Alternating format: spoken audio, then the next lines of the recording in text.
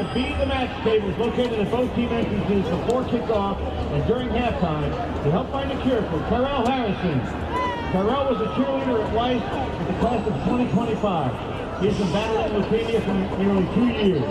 Many of our kids at Hutto and Weiss know him. Tyrell is currently in need of a bone marrow transplant. His best chances are to find a donor who is an African-American male between the ages of 18 and 40. The Team Tyrell effort was put on by the Weiss Cheer Booster Club. Please show your support of Tyrell and his cheer team by stopping by their booth for fan gear for both Tyrell and Weiss Cheer. Team Tyrell!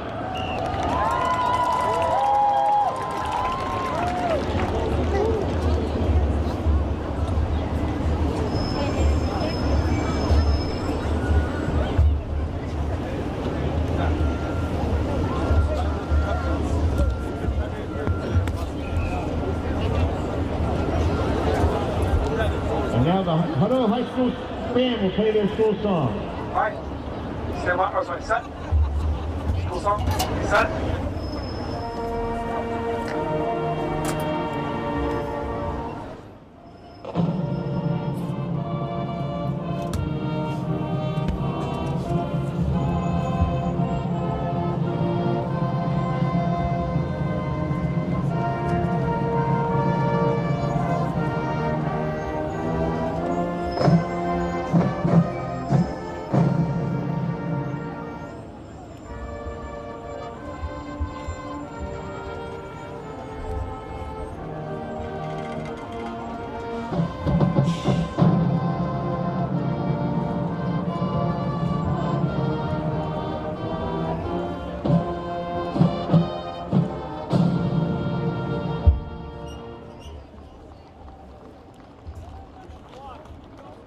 Now the Weiss High School band will play the school song.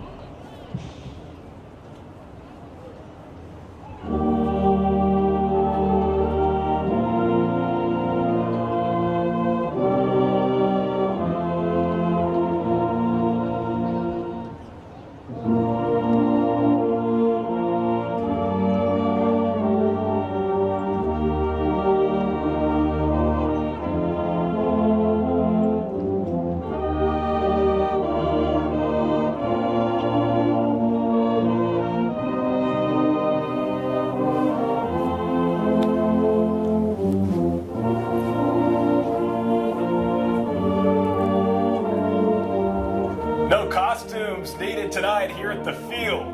Halloween is over. Trick-or-treating done. No disguising these two high-powered offenses about to do battle at this beautiful 10,000-seat facility about 15 minutes north of the wonderful city of Austin. It's the Hutto Hippos visiting the Weiss Wolves on KVUE's Friday Football Fever on Thursday. Hello, everyone. He's Jeff Jones. I'm Tyler Feldman, Corey Mose, Johan Castro with us as well. Tonight, our final Friday Football Fever on Thursday broadcast of the season. And, Jeff, we have picked a great one between two high-powered offenses, the Hutto Hippos and the Weiss Wolves. Hutto averaging 47 points per game. Weiss averaging 38. Two of the best offenses, not just in town this year, but two of the best offenses we've seen in seasons. And really, it's no surprise that they are that great because the talent on both of these rosters and on both of these offenses is immense. Both teams have big-time Power 5 quarterbacks. Both teams have big-time Power 5 receivers. Weiss has two of those guys. I can't wait to see the scoreboard light up, and I can't wait to see them move the ball through the air. Those are the exciting plays, right, Tyler? I practiced in the mirror saying touchdown before this one tonight because how'd it go? Really well, All really right, well. nice. These two teams know how to score. Let's start with the quarterbacks, starting with Hutto, the guy named Will Hammond. We've heard a lot about him this season, the Texas Tech commit, but that boy can flat out ball. Yeah, we saw him compete in the Elite 11. He advanced to the Elite 11 finals, which practically guarantees that you're one of the top 10 or 11 quarterbacks in the nation without the shoulder pads on, without the defensive lineman running at you. This takes place in shorts and T-shirts in the summer. Well, it all rolled over. That success he had in the summer rolled over into his senior season. He came into this season where Texas Tech was really the biggest offer he had. A lot of other schools have reached out since then, but Will is stuck firm with that Texas Tech commitment. He's recruiting other players to go be Red Raider with him, and he looks the part of a big-time Big 12 quarterback. And we'll talk about his weapons in just a moment as we take a look at the field. The Hippos charging forward. Hippos, very violent animals. I don't think people realize. Very, very violent on the field. Yeah, but it's going to be appropriate aggression that we see tonight. No outlandish hippo violence tonight. Just appropriate aggression like we've seen all season, especially from the Hutto offense. That Hutto defense has struggled at times, but all you might need in this game is 2 or 3 stops at the right time, and that could change everything. And now it's the Wolves' turn to charge out onto the field. Let's talk about Weiss's star quarterback, the junior, Jax Brown. He's come back from an ACL tear, Jeff, and he has really shown why he's deserving of 2 current D1 offers to Pitt and Arizona State. Yeah, and I think more are going to come. Jax Brown, this is a great season for him to come back from that injury. He's a junior, so, it's not like he has to succeed and get those big offers now or never. He still has all of next year, and he's a junior with 2 of the top wide receivers in our area. He has Jacquees Bradley-Debs, who transferred into Weiss from Gerald over the offseason, and Jacquees recently flipped his commitment from the University of North Texas to Kansas State. So he's now a Big 12 commit. He's one of the best receivers I've seen in the state with the run after the catch. You give him a screen or a slant, he could take it the distance. And what about this guy? What about number 1? Well, number 1 is excellent. Adrian Wilson, he's a guy who is going to be an Oregon player in the future. He's going to run and do some galloping on the field like some other things that we see right now. Huh? As we look to the south end zone, we've got some horses. It is Military Appreciation Night. Veterans Day just a couple weeks away, November 11th. The field, Pflugerville ISD, honoring those who have served, those who are currently serving, and those who sadly lost their lives serving this wonderful country. We've got horses, Jeff. Pretty cool scene here on a Thursday night in Pflugerville.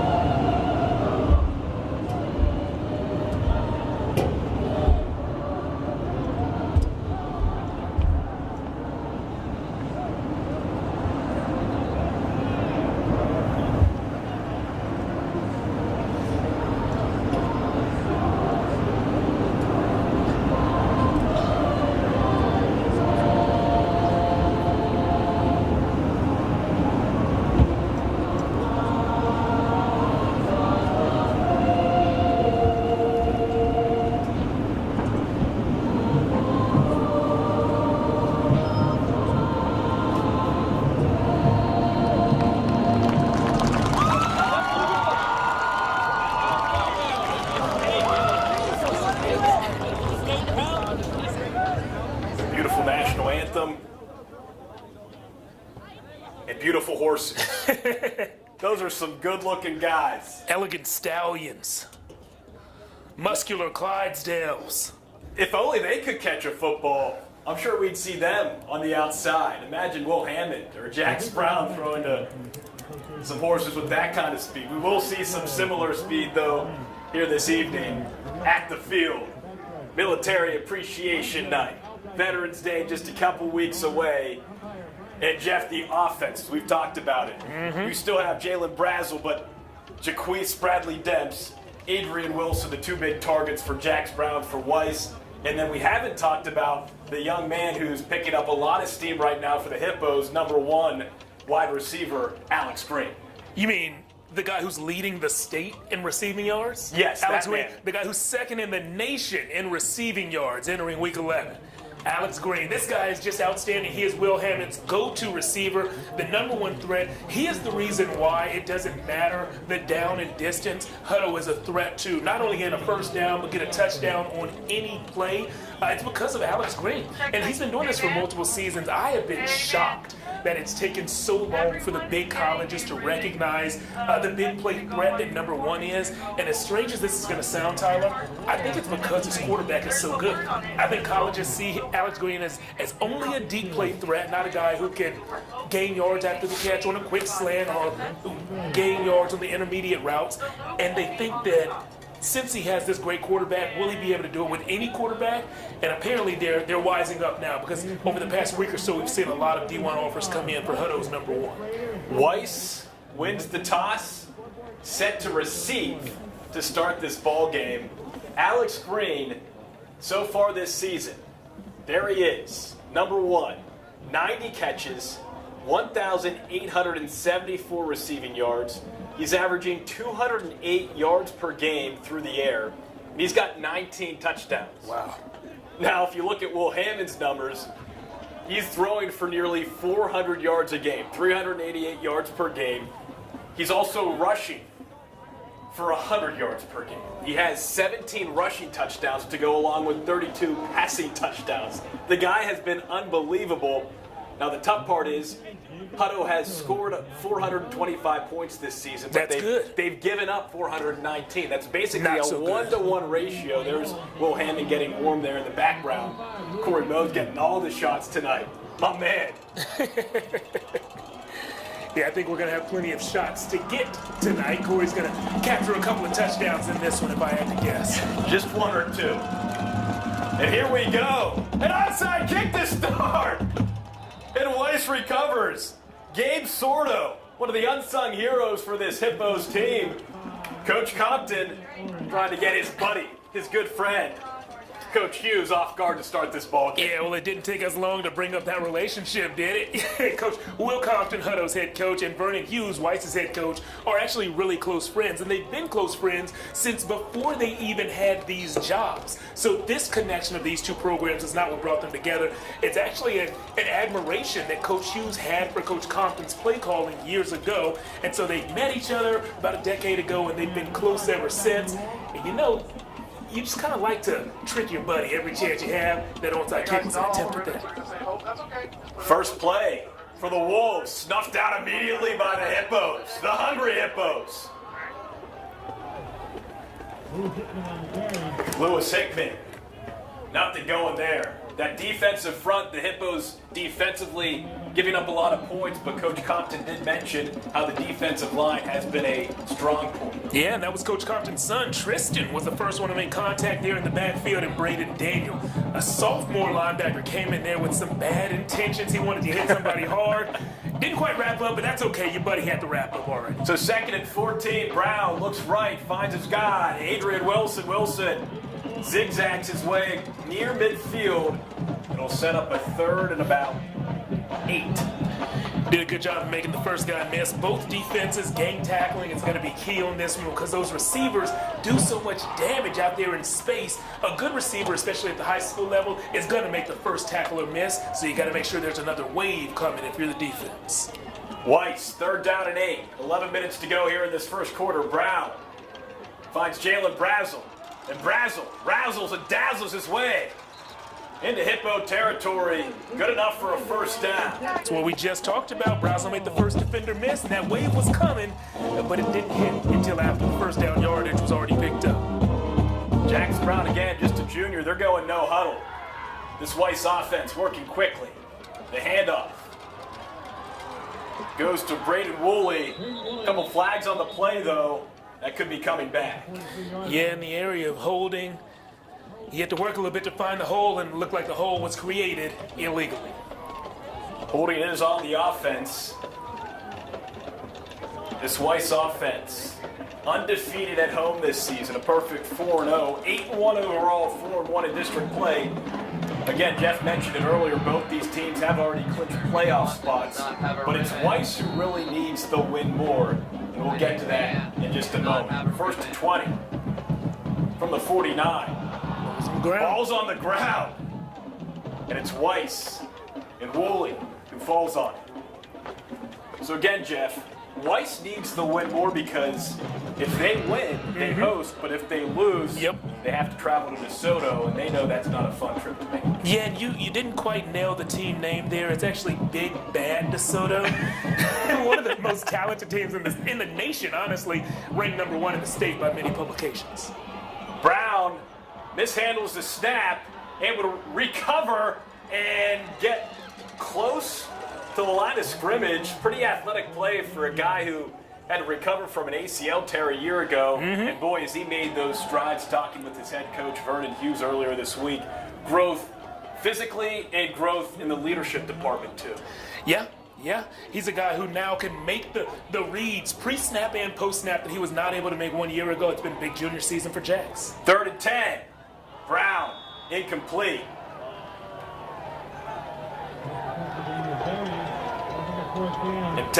Intended for Daniel Berry. Wide receiver also happens to be the backup quarterback. That'll set up a 4th down for the Wolves. We'll see what they do here. You know, this has felt like a long drive, but remember it started with the onside kick, and so they've only gained 15 or so yards on this drive. It feels like it's lasted a lot longer than 15 yards worth. Quick punt here for Brown. Will stay down, though. It goes into the end zone. So Hutto, aggressive off the opening kickoff, onside kick, failed to recover, but the defense holds the Wolves' high-powered offense to absolutely nothing, and it'll be Will Hammond time. Hippos time coming up here. You know, Tyler, I didn't expect to see too many punts in this game. We've seen one already. Even as a defensive guy, I'm hoping we don't see many more. You know, I want to see a lot of touchdowns in this game. They got a lot of talent on the offenses, a lot of talent on defense, too, especially for Weiss. They have Division I players at all 3 levels of their defense, and I know we're going to talk about it a little later. 1st and 10 from the 20 for Will Hammond and the Hippos. The handoff, nothing. And that defensive front, Jeff, starting with number 4, Chado Tutu. He's the big leader on that defensive front. Actually had a players-only meeting after the Wolves suffered their first loss of the season, 41-17 at Midway last week. You know, when your first loss of the season comes in week 10, excuse me, you're doing something well. Hammond's first pass, it's a completion to Carson LaPlante, 2 very good friends. They've grown up in this program, and a connection there for about a yard. Sets up a 3rd down and 9 from the 21. 8:30 left in this first quarter. No score yet between the Wolves and Hippos. Here we go. Hammond takes the snap, drops back, looks downfield, flushed out of the pocket, keeps his feet moving. Finally, dragged down like a rag doll. Oh, well, a little dance right there, okay. Brian Bacon, sizzle. Leading the team with 7.5 sacks, 8 QB hurries. He's forced 4 fumbles and forces a 4th down punt from the Hutto offense. When I was looking at the roster, you know, you see a guy whose last name is Bacon. You got to get some intel on Bacon. So I asked Coach Hughes, I said, tell me about this Bacon guy. He told me one word, dog. He said he is the guy who goes 100 miles per hour regardless. Practice, game day, pedal to the metal. Sort of. Boots it. Hits the ground, and then it's played out.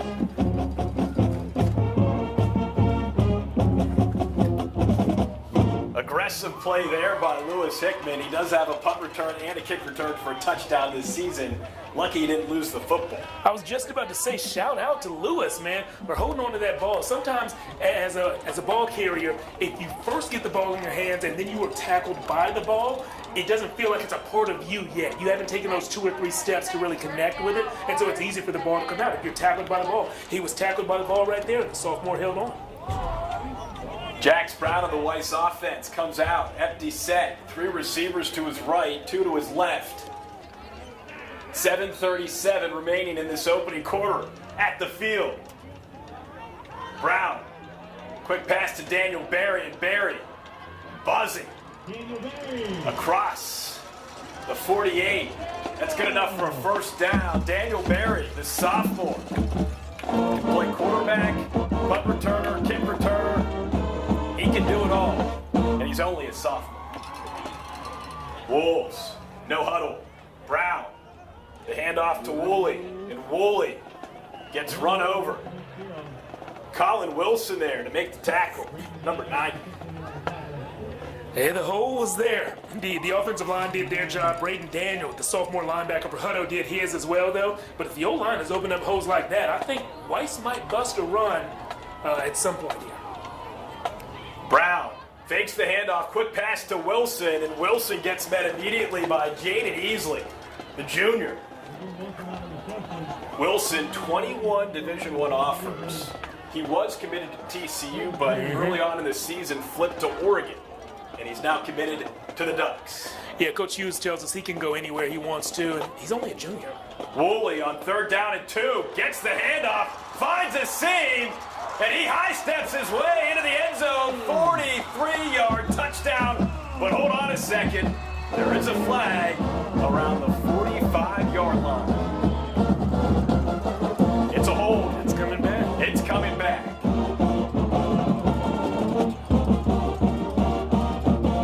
So the Wolves are celebrating. The band is playing the touchdown song. But that touchdown song, meaningless. Yeah, I mean, you know, once you strike up the band, let him go. Yeah. Let him go. Once you I'm start, okay with just that. gotta let him finish. Yeah. Great run there by Braden Woolley, the junior. But it's coming back because of a hole. So here we go, empty set for Jax Brown. Gets it quickly to Barry, and Barry tries to bulldoze his way near the 45-yard line, Hippo territory. He's taken out of bounds by Braylon Beckworth, sophomore quarterback. I want to go back to that Braden Woolley run that was just called back a moment ago. He had multiple holes to choose from there. There was a holding, but that offensive line was still winning that rep, even though they had something illegal happen on that play. And in the open field, Woolley will destroy your angle. His speed is outstanding. Brown fakes the pass, slides down around the 40-yard line. Did he get enough for the first down? It didn't look like it to me. It looked like he started that slide early to me. Well, they're signaling first down. The chains aren't moving. And now the chains are quickly trying to move. So here's Brown again. Finds Barry quickly. And Barry gains a handful of yards, but there's a flag on the field. So some early penalties in this first quarter. 5:50 remaining here from the field. Still no score. It's Weiss and Hutto. Two up-and-coming rivals, according to the head coaches. And the head coaches tell us that's according to the athletes. Said they've been looking forward to this one for a long time. Some of these kids grew up together, and it's just fun to beat up on your buddies. Penalties proving costly for Vernon's youth squad early on in this ball game. Coach Hughes in his first season as head coach of the Wolves. What a successful debut. 8-1 in season 1. Suffering his first loss just last week at Midway. Brown, quick pass over the middle. Caught. Jalen Brazel hanging on. First down. A lot of Brazel and Barry. Brazel and Barry. They have two D1 receivers out there who join it. We haven't called those names a lot at all yet. Brown, quick handoff to Woolley. Woolley says, get off me. Braden Daniel shooting the gap. You know, hey, if the O-line's going to open those holes up, you know how you help your D-line? It's just by shooting the gap. If you see it, take it. But if you take it, you have to make it. So when you're running back there and you're trying to make a play in the backfield, if you whiff, you're putting your entire defense in a bind. He did not whiff there. 3rd and 8, Brown. Near sideline. Brazel makes the catch. But did he get enough for the first down? They mark him 2 yards short. At the 32-yard line. In Hutto territory. 4th and 2, Weiss is going for it, no huddle. Oh. Daniel looks to be offside. Brown keeps his feet moving though, and hustles inside the 20-yard line and knocks over a Hutto cheerleader. Oh my! Hope she's okay. There we go. Already up. She's okay. Yeah. She's like, can you believe that? I got hit and got right back up. Get her out on the field. Well, I mean, she did still get knocked down, so. But when you get knocked down, you get right back up. Like that tough cheerleader for the Hippos. Is that a Chumbawamba reference? What are we doing there? Is that the right song? You know what I'm thinking of? I don't know what you're thinking of, but I'm going to say sure. Gotta do some Googling now. 1st and 10 for the 19. Brown from the shotgun. Goes downtown and was looking for his guy, Adrian Wilson, but didn't get the ball up high enough for Wilson to high point it. Incomplete.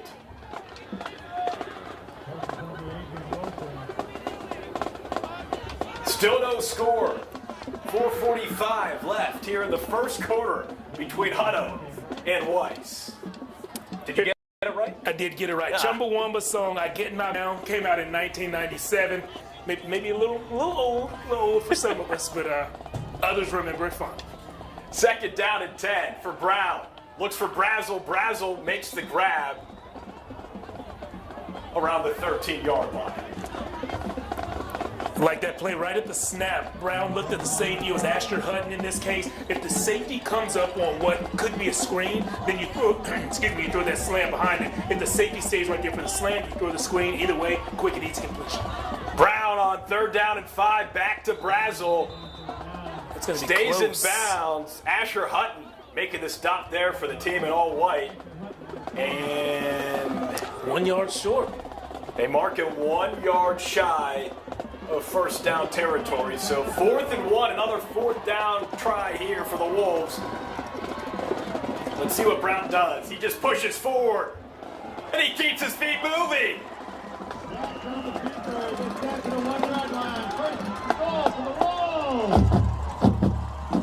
It's so smart to get it empty there. Just spread the defense as thin as possible. You're in empty, you're in gun. They're thinking maybe it's a quick pass, maybe they're going to shift, and you slowly shift as a quarterback. Get right there. I mean, the least you're going to get is 2 or 3 yards. Love that. The defense was in a bind formationally before the snap. So 1st and goal from the 1. The Wolves putting together a nice drive currently. Jax Brown hands it off to Woolley, and Woolley gets met immediately. Braxton Phelps, the defensive end, saying, I don't think so.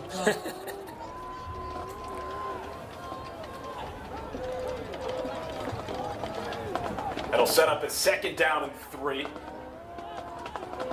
From the 3.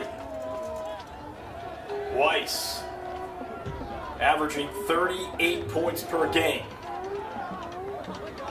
Looking to take the lead first here tonight at the field. Here's Brown on 2nd down and 3. Goes to the end zone and finds his man. Trey Moore. Wow. Touchdown Wolves.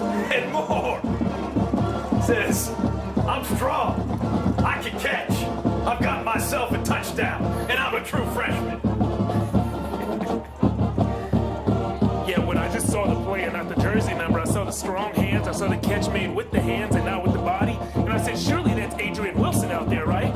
Nope, that's a freshman. They just grow receivers apparently in the Weiss school zone. They are loaded at that position, and we did not call the names Adrian Wilson or Jacquees Bradley-Dibs. They're 2 big-time Power 5 D1 guys, and Coach Hughes did tell us the importance of getting those guys going early, so the next time the Wolves get the ball, I expect we're going to see their studs show out. So Jax Brown hooks up with the freshman Trey Moore in the corner of the end zone. Eli Waka connects on the extra point. He's now 34 for 34 on PATs this season. The senior getting it done, number 84. And it's 7-0. Weiss on top of Hutto here with 2:38 to go in the first quarter in this District 12 6A battle. All right, so Weiss on the board first. Oh, Weiss Wolves with 2 S's on that one. Okay. Extra Wolves tonight. For success. For success. I like it. Weiss on the board first, but if you're a Hutto fan, what you have to love is it was hard. This was tough for Weiss to march down the field 2 times. They had extended drives that were slow, methodical drives. Hutto making it work for it. That's a good thing. Walks up to the football and boots it into the end zone for a touchback. Let's see what this Hutto football team is made of. They amassed 726 total yards in last week, 66-63 last-second victory over Bryan. The Hippos coming in tonight, winners of 3 straight. Look at who they've beaten, though, in those 3 games. Temple, Copperas Cove, and Bryan, the bottom 3 teams in District 12 6A. Yeah, and you can look at that as a bad thing, or you can look at that as taking care of business. You don't beat those 3 teams, then tonight's game isn't with the playoffs already handled. Tonight's game is for the playoffs. So you go out, you handle business, beat the team you're supposed to beat. Here's Hammond. QB keeper gets dragged down by a bevy of Wolves. And everyone who talks about Will Hammond, he's gotten some national attention recently because the kid is just unbelievable. He's great in the classroom. He's great as a teammate. He's a great person. He's also just so happens to be great at football. He's averaging nearly 400 passing yards a game, but he's also averaging 100 rushing yards per game as well. He's leading the district in both rushing and passing. How crazy is that? Pretty crazy. Crazy. Leads the nation in total yards as well. But so far, this Weiss defense has come to play. Jacory Gary Alexander. Jacory, yes. Making the play there in the backfield. You know, you mentioned the fact that Will isn't just getting it done on the field, he's getting it done in the classroom as well. Number 17 in his class, and this is a big 6A program, over 2,000 students enrolled at Hutto. Will, number 17 in his class. Gotta brag on the smart guys, right? Number 17 in his class, number 2 on the football field. Number 1 is his wide receiver, Alex Green. Maybe we'll get to see him here coming up in just a bit. Hammond drops back, fires, and what did I just say? You called it? On cue, Alex Green, the catch for the first down on 3rd down. Alex Green has been moving quietly. His coaching staff has been pretty loud on social media, saying, "Where's the love for our guy?" And Alex Green is finally starting to pick up some of those big-time D1 offers. It's a good question, you know? Like, Alex, this is not a flash in the pan. Alex has done this for seasons. He produces. That's what he does.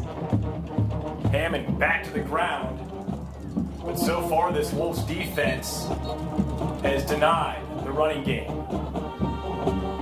for the Hippos. That's Keelan Chavis, the sophomore. And Chavis has had a sensational sophomore season, Jeff. Before the season started, Coach Compton told us, he said, I got a guy, Keelan Chavis, a sophomore. I don't know what his role is going to be yet. He's one of the better receivers on our team, one of the better running backs on our team, but he's going to be a stud.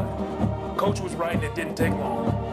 Averaging 121 total yards a game, 12 total touchdowns this season. Hammond was looking for Carson LaPlante, but he gets planted by Peyton Morgan, the senior, weak safety, the Texas Tech commit, laying the boom. Peyton Morgan might be the best defensive back in our area, one of the better ones in the state. He is going to join Will Hammond at Texas Tech.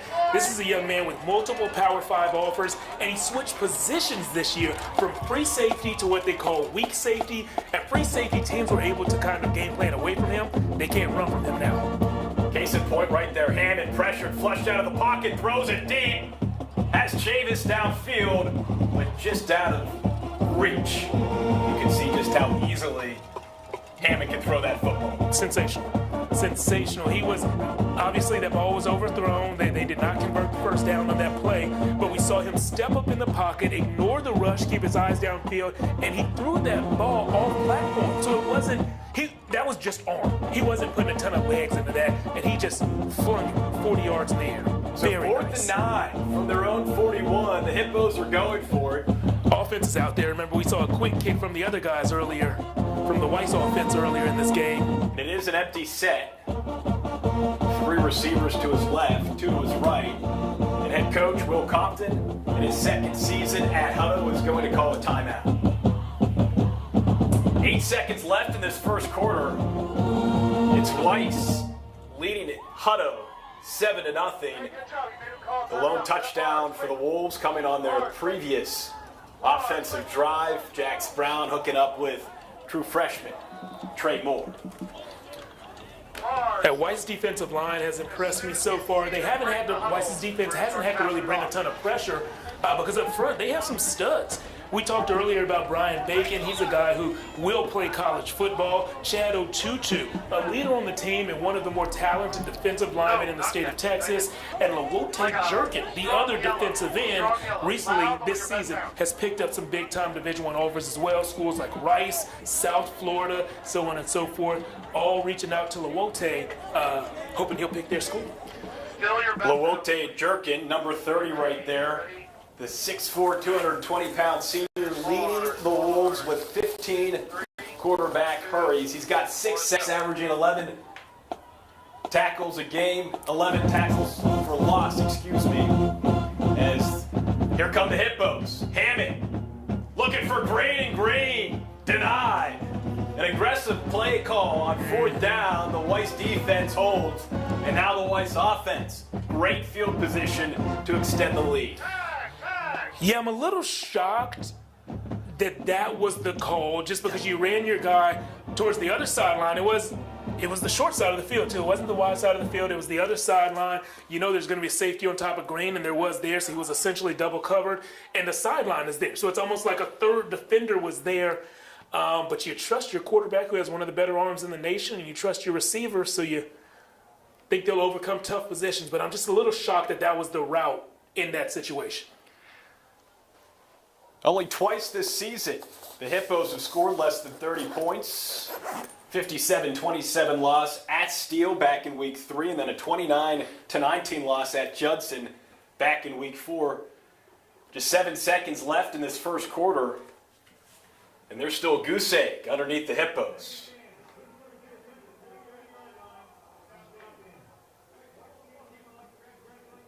All right, that does it for the opening quarter. 12 minutes in the books. It's the Wolves 7, Hippos nothing. You're watching the live stream on KVUE Plus and the KVUE YouTube channel. This is KVUE's Friday Football Fever on Thursday. One final time this regular season. Jeff Jones, Tyler Feldman, Corey Mose, Johan Castro, making sure everything is playing smoothly back at the station. So glad you're with us tonight. Thought we'd be seeing a little bit more on the scoreboard, Jeff, but after one quarter, just 7 points total. Yeah, and sometimes there's a filling out process, both for the players and for the guys up here in the press box with us, the assistant coaches, getting that bird's eye view of the action and determining how they want to tweak their game plans, how they want to make adjustments. So sometimes it's a little slow in the first quarter and things really start get rolling just before and after halftime. So that could be what we're seeing tonight. Could be. Could be. So now it's Weiss moving left to right in the scarlet uniforms. Hutto in the all-white. 1st and 10 from the 41. Brown drops back, steps up, looks to fire, and then gets ripped down. Oh my, Matthew Medrano. Good night. His 5th sack of the season. Medrano leading the team with 11 tackles per game. One of the unsung heroes for the Hippos. Medrano, one of the few returning starters on this defense. They had 3 guys return who had started games, and those were the only 3 defenders who returned from last year with any varsity experience. 10-yard loss sets up a 2nd and 20, and Brown out of the reach of the diving Trey Moore on the far sideline. So that'll set up a 3rd and long for the Wolves. Yeah, that's a pass that Jackson Brown usually makes. I was shocked to see that one so off target. And I'll say it again, I'm kind of shocked that we haven't seen more balls. I hate to use the term forced, but forced to Adrian Wilson. Again, when you have receivers like that, Coach Hughes told us he likes to get them going early, get that confidence, and that confidence leads to harder play in the second half. Brown on 3rd and 18, drops back, steps up, flushed out of the pocket. He'll run it across midfield before he's taken down by Medrano around the 40-yard line. Quarterbacks, young quarterbacks who are watching right now, in a situation like that, you still got 10 yards to gain. Don't slow down and let those bad dudes catch up to you. Find that sideline or get down. So 4th and 9, Weiss is going for it, and we really haven't seen any of Jaquise Spradley-Demps out on the football field here tonight. He's not on the field currently. Empty set for the Wolves. 4th and 9, Brown finds Wilson wide open, and Wilson gets tripped up by Steve Galindo, and luckily Galindo was there. If not, Wilson had a touchdown in sight. Amazing play from the receiver, amazing pass from the quarterback. It was a double move from Adrian Wilson. Looked like a slant and go on the sideline. So here's Brown looking for a touchdown. Wide open, Barry. Oh, and Barry's got the moves for the score. Sweet. Daniel Barry, his second receiving touchdown of the season, and that has Weiss up 13-0. Another young guy, sophomore, is that correct? Sophomore. Man, Weiss has these receivers rolling, man. Walk up. Beautiful. It is 14-0. Weiss on top of Hutto. 10-28 left here in the opening half. You're watching KVUE's Friday Football Fever on Thursday, right here on KVUE Plus or the KVUE YouTube channel. Wanted to hang on to that scoreboard and make sure they didn't steal a point from Weiss, but they finally put that point up there, 14-0. Not quite midway through the second quarter is where we're sitting right now. So it's been the 8-win Wolves on top of the 4-win Hippos. These two teams talking with the coaches. The expectation was they wanted this to be for the district championship. Not the case. Didn't happen. However, there is still stuff to play for here in this game, like we talked about, the playoff picture. Weiss really in desperate need of a win if they want to host a playoff game rather than travel to DeSoto. And we asked Coach Vernon Hughes, you don't want to make another trip to DeSoto? He laughed. He said, come on now. Yeah. Of course we don't. DeSoto won a state championship last year. They're undefeated this season and topped. So DeSoto is the number 1 team in the state, many say, and Duncanville, right down the street from DeSoto, a top 3 team in the state, most say. DeSoto beat Duncanville last week, so they kind of have a stranglehold right now as being the top team in Texas. And either way, win or lose, Hutto has Duncanville on the road next week in the first round of the playoffs. Panthers also playing tonight versus Mansfield Legacy. So we'll see if Duncanville can pick up an 8th win this season here tonight. We'll get updates across the state of Texas later on in this broadcast. Here's Hammond on 1st and 10 from the 25. QB keeper gets about 9 yards. Looks like he's 1 yard short of that first down marker. And because he's so good at keeping his eyes up when he scrambles, it's easy to tell when it's a called run or a scramble. Definitely a called run on first down. Here's Hammond, flushed out of the pocket, throws it deep, wide open. Brayton Anderson, he says, yeah. I got the football. 20-yard line.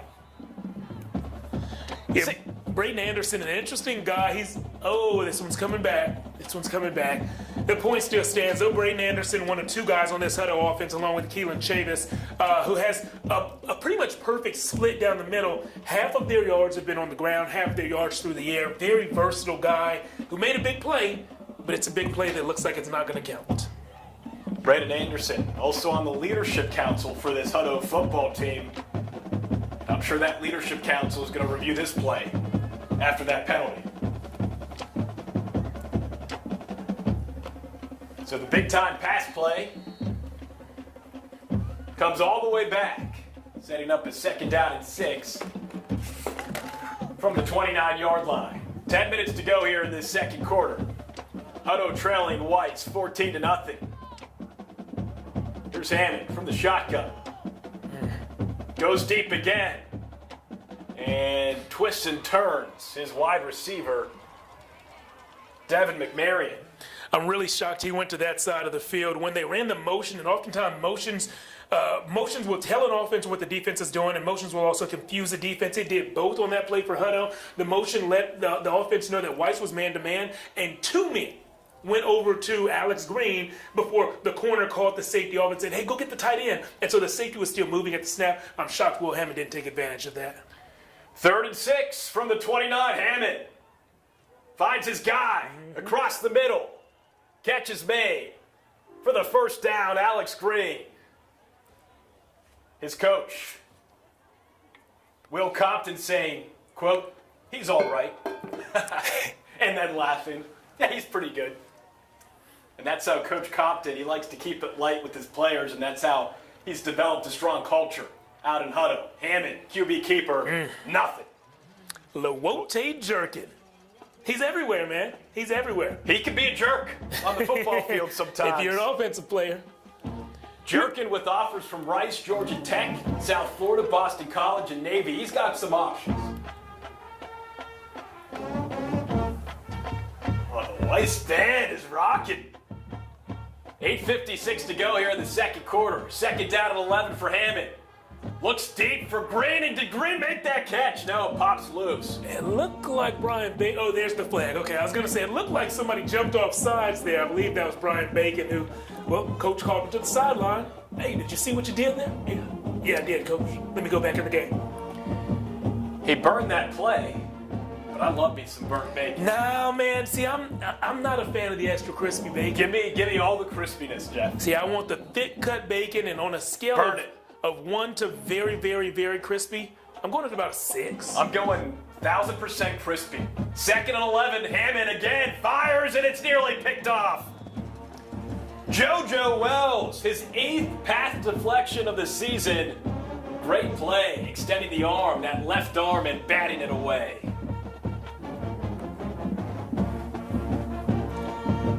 JoJo Wells, second on the team with 2 interceptions, behind only Peyton Morgan, who leads the team with 6 interceptions. I want to say he had all 6 in like the first 5 weeks of the season. I know he started really hot as far as creating turnovers, then quarterbacks wised up. Third down and 6 from the 43 for Hutto, and there's a flag. We've seen a lot of them so far in this game, Jeff. False start on the offense.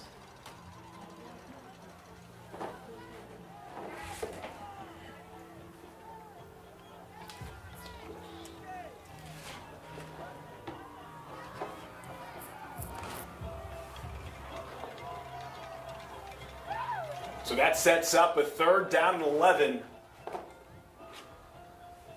for the Hutto offense. Still no points on the board. Empty set for Hammond. Hammond looks right, fires, incomplete. You don't see one go through the hands of Alex Green often. Jason Stokes on the coverage. Number 6 saying, Stokes celebrating just like a good DB does, regardless of if he was responsible for the PBU or not. Smart. Some would say he's probably pretty stoked. Except his last name is present tense. Stokes. Stokes, a transfer from St. Michael's. Man, I bet he was giving those private school kids some fits last year. Sort of the punt, he gets crushed, and there's a flag. Heavy pressure from the Weiss defensive front. He's taking this back. Hickman gets the football, and no one's going to touch him. But the sad part is, it's not going to count. Give Sordo credit, he did not go down without a fight. He tried to make the play, but that long punt return isn't happening. The Wolves ran right into Sordo. Ooh, getting the ball back on the offense, or for the offense as well. So Sordo, I'm sure he's hurting a little bit right now, but you know what? You did your job, man. You took that hit, and the team gets a benefit from it. So thank you for that pain that you're enduring. But you know what I love about the kicker, the punter, Gabe Sordo, the senior, talking with his head coach, Will Compton, on Tuesday. He said that Sordo is one of the guys his team rallies behind. Yep. He's always confident. He's lovable. Everyone loves number 42. And he talks the most trash. Apparently, he's the best trash talker on Hutto, which is saying a lot when it's your punter and kicker. I love that. Yeah, Coach described him as just a fun-loving guy who everybody roots for. Talks the most trash, and he's one of the best fishermen on the team as well. He likes to go out to the pond in spring and summer with his teammates and do some fishing. Let's see if his strength can help Hutto reel in their first touchdown of this ball game. Hammond across the middle. There's Green, and Green with speed. Can he split? Oh! Zigzags his way near the 10-yard line. That's why he's getting those big-time offers. Speed, moves, just like that. I tell you a guy who I'm watching, man, is Weiss number 10, Styles Goodman. Styles does something that I used to do back in the day, and I didn't know they still made linebackers like this. Every chance he gets to put his weight on somebody, he's doing it. And so it might come right and there after. He is. There we go. Putting his weight on someone. Yeah. It might come right after the whistle. It might come a tick or two after that. But he's making sure you feel that 6'3", 225. That young man's got some college scholarship offers as well. Right now he's committed to Navy. Half the Ivy League is interested in him. He's a playmaker and plays with the right mindset for me. I like Styles Goodman. He's good, man. Second down and 13 from the 14. Hammond. Wheel route. And it is incomplete. Intended for Keelan Chavis. Tough to find that football, given the coverage. Lowote Jerkin. Jorian Ginn, two of the guys there for the Wolves. Sets up a 3rd and 13. Keelan Chavis this season picked up offers from the University of Houston and from Texas Tech. He's proven it. He's a big-time playmaker. His superpower is that he can run as well as he can catch. Top-tier receiver and runner. Hammond drops the snap, just gets rid of it, and it is picked off! Who else? But who else? Peyton Morgan! His 7th interception of the season. Hammond, pressured, dropped the snap, probably a pass he shouldn't have thrown, and Morgan makes him pay and then has a good time celebrating. So the position change that we referenced earlier, it frees him up a lot. And so there are certain coverages where Peyton Morgan's job is really just to drop back and play football. Eyes on the quarterback, and his zone is a little more fluid, a little freer than it would be had he stayed at free safety, which is weird. Free safety, you think you'd be free. But now at weak safety, he's very free, and that's what allowed him to make that play. He wasn't the primary defender on that, but he saw where Hammond was going. He remembered it from the play right before, and he made a play on his future teammate, a tech guy picking off a tech guy. Tech picking off Tech. And it's Woolley spinning across the 20. There's a flag on the play. Woolley gets about 20, but we'll have to see if that comes back. Peyton Morgan, his 7th interception of the season. The Texas Tech commit. But he's got offers from TCU, SMU, Arizona, and Nebraska. Getting it done defensively. In some ways, somehow, you got to credit the Wolves defensively because the Hippos and their high-powered offense have yet to put any points up on the scoreboard. Yeah, that's hard to believe. I could have predicted this game going a few different ways, but this was not in the wheelhouse of what I thought could happen. Woolley, shifty again. Brought down by Matthew Medrano. Will set up a 3rd and long, 2nd and long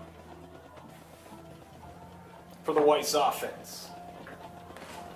2nd and 11 from the 19. Brown from the shotgun.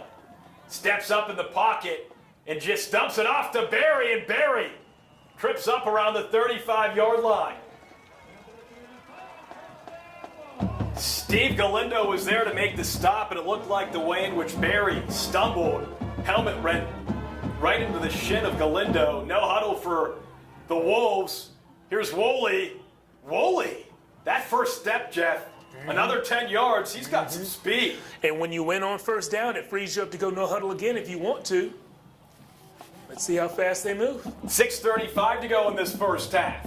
Weiss leading Hutto 14-0. 1st and 10 from the 46. Brown back to Woolley. Woolley wiggles up the middle before being dragged down by Medrano around the Hutto 47-yard line. Another win on 1st, 2nd and short, especially when you're winning in the run game, is when I would like to go play action. I'm not sure what they're going to do here, but I know what I would. 2nd and 3, back to Woolley. Woolley finds a seam inside the 35. If it ain't broke, don't fix it. There was a quote from Coach Compton that Coach Hughes referenced about finding green. Keep finding that same green until it's green no more. Attack that same piece of grass in different ways until they make you change. I paraphrase slightly. Yeah. And so that's the lesson that Coach Hughes said he learned from Coach Compton, who is now his close friend. He learned that when there was more like a mentor-mentee relationship. And he said that's something that he still uses to this day. Attack the same spot of grass in different ways until they make you change. And then find a different piece of grass and attack that in different ways until they make you change. And Jeff, I'm sure Coach Hughes right there in the beanie isn't telling his guys just how good at cooking barbecue Coach Compton is. Can guarantee that's probably not what he's talking about. No, that's like a fourth quarter, up a few scores conversation. Yeah. Up 2 touchdowns in the middle of the second, and they're probably still talking football. But I say that because you're the game day grilling guy, Jeff. Coach Hughes, and there you see Jaquise Bradley Demps for the first time. Yeah. Number 9, top corner of your screen. In the slot. Let's see what they use him here for. Brown fakes the handoff. Looks downfield, gets flushed out of the pocket across the 30, and he'll just keep it, run out of bounds. And luckily didn't get hit. Yeah, he didn't cut back this time. Asher Hutton, number 20, smart not to hit Brown there because that would have been a big penalty. Yeah, last time Brown was running towards the right sideline, he wanted to get some more yards. He cut back, and he took a big shot in his back. Here's Brown. Hands it off. Wow. To Jeff Moore. And Moore. Making his last name proud. He was just striding and looked like he was in an all-out sprint. But he was just striding there. Jeff Moore is fast. You can tell it right on that short game. You could just he's moving at a different speed. He tore his ACL last year. Has been dealing with a hamstring injury this year. Brown, pressured, throws into the end zone, and it's nearly hauled in one-handed by Adrian Wilson. Hutto with the heavy pressure. Brown got crushed. Yeah, Jeff Moore, you talked about that ACL injury he sustained. One of the coolest stories we heard from Vernon Hughes, the Weiss head coach, was about Jeff Moore this past offseason. So he tore that ACL well over a year ago. He had fully recovered, and then last year he was run in the offseason. They were testing 40s, and he ran one that looked blazing fast. Coach Hughes said, how fast was that? His other coaches said 4.3 hand time. Jeff did 3 4.3s in a row. Brown, corner pocket, picked off again! This time it's Hutto with the interception. So the quarterbacks trade off interceptions. Steve Galindo, his 4th pick of the year. And how about this, Jeff? It's the defense taking the top stage in this battle of 2 high-powered offenses. So the quarterbacks trade interceptions, and the offensive play callers trade the downside of that lesson we talked about, attacking the same grass until they stop you. So remember when Hutto had the ball, they ran the wheel route to Keelan Chavis. It was a drop, but it was almost a touchdown. So they ran the exact same route the following play. It was an interception. Over here, Weiss had the ball. They ran the fade to Adrian Wilson. It would have been an incredible catch, but it wasn't. It was dropped. So the next play, they ran the fade to Adrian Wilson, and it was picked. So these defensive backs, fool me once, shame on you. Fool me twice, shame on me is what they're telling us. Fool me 3 times, won't get fooled again. Hammond rolls out to his left. Catch is made. Carson LaPlante, the senior. 2 and 5. We've seen that connection quite a bit over the years. Did you just go J. Cole on us? I don't know what I went on. I think you did. I'm very proud of you. I am very proud of that. Corey's like, Tyler has no idea what you're referencing, Jeff, but he's giving me thumbs up anyway. We appreciate Corey Mose weathering this cooler weather. He's got the beanie on, the winter jacket. It has dropped a little bit, upper 50s, low 60s tonight, so that's cool for this time of the year, especially here in Central Texas. Hammond fakes it off to no one, gets hit again, and it is out of bounds, intended for Alex Green. Stokes there on the coverage again.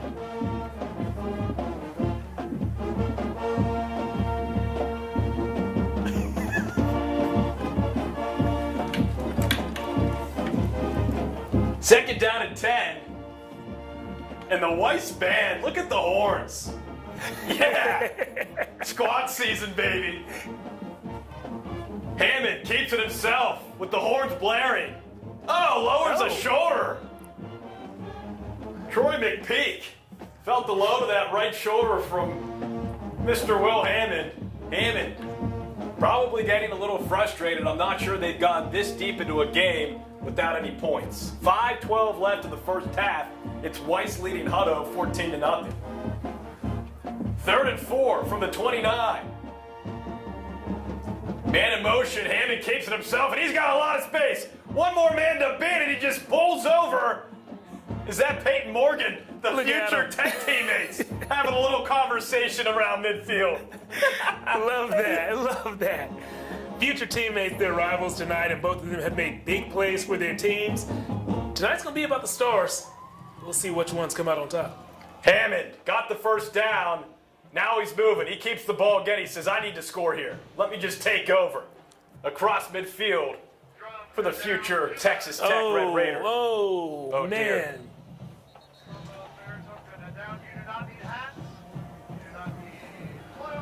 Peyton Morgan down on the ground. Couldn't see if he was holding a rib.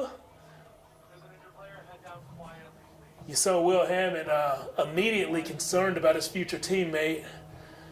These guys, though the program's are rivals tonight, of course they know each other. They've grown up together, many of these young men, so they want to win, but they don't want to see each other get hurt.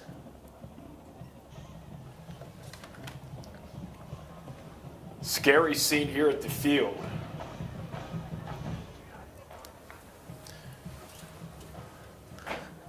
Never a good time for an injury, but this close to the postseason to have your defensive leader, the guy who doesn't necessarily lead with his voice, not a rah-rah guy, but he does make all the checks. To have him down is not a good thing. To see him walking off under his own power is excellent. That is definitely a good thing. The trainers here for the Weiss Wolves, Paul Trammell and Trina Altman, quickly out there to 10, number 3.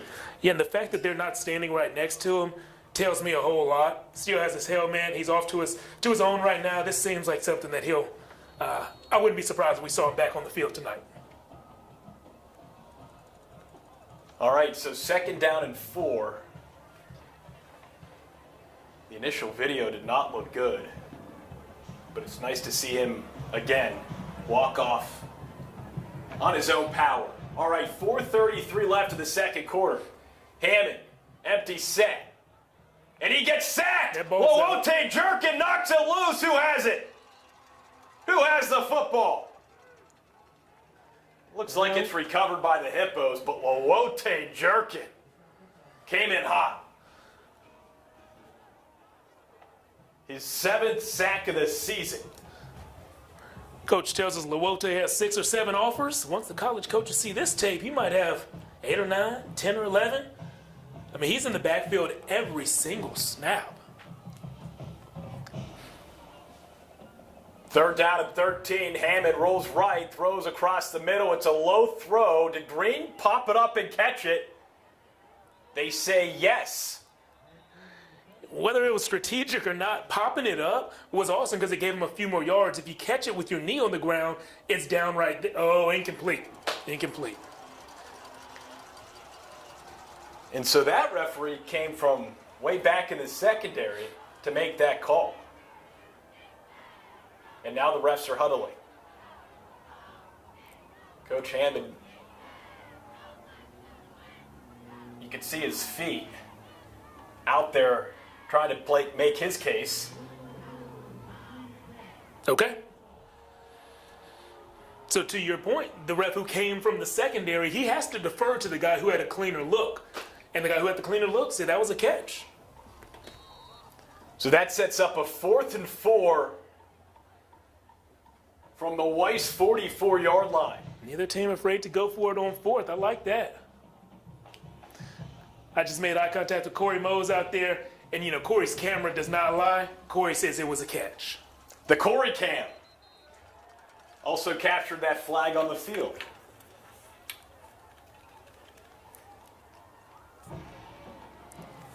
Speaking of the Corey cam. Look at him. Yeah. Look at him. Corey. See Mose out there. Corey, shooting. say hi to the camera. Yeah. He's been out there all season shooting the games. Yeah, we started the year, the temperatures were about 110, and now we're at the end of the year, and they're less than half that. He hasn't complained once, just been out there doing the job to the best of his ability, which is really top notch.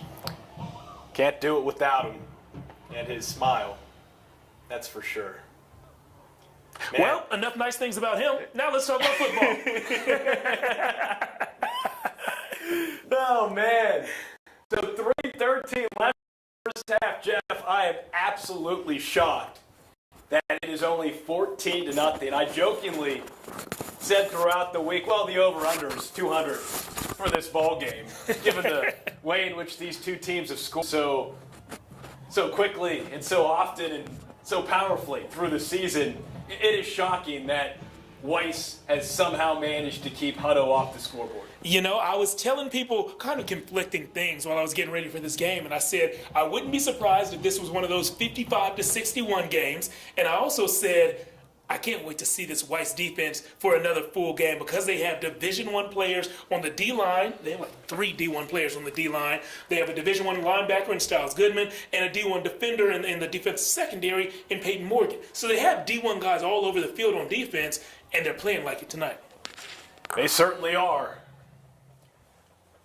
Leading Hutto 14-0. Here's Hammond on 4th and 4. Gets flushed out of the pocket, rolls right, fires deep. Alex Green makes the catch for the first down. Chains are moving.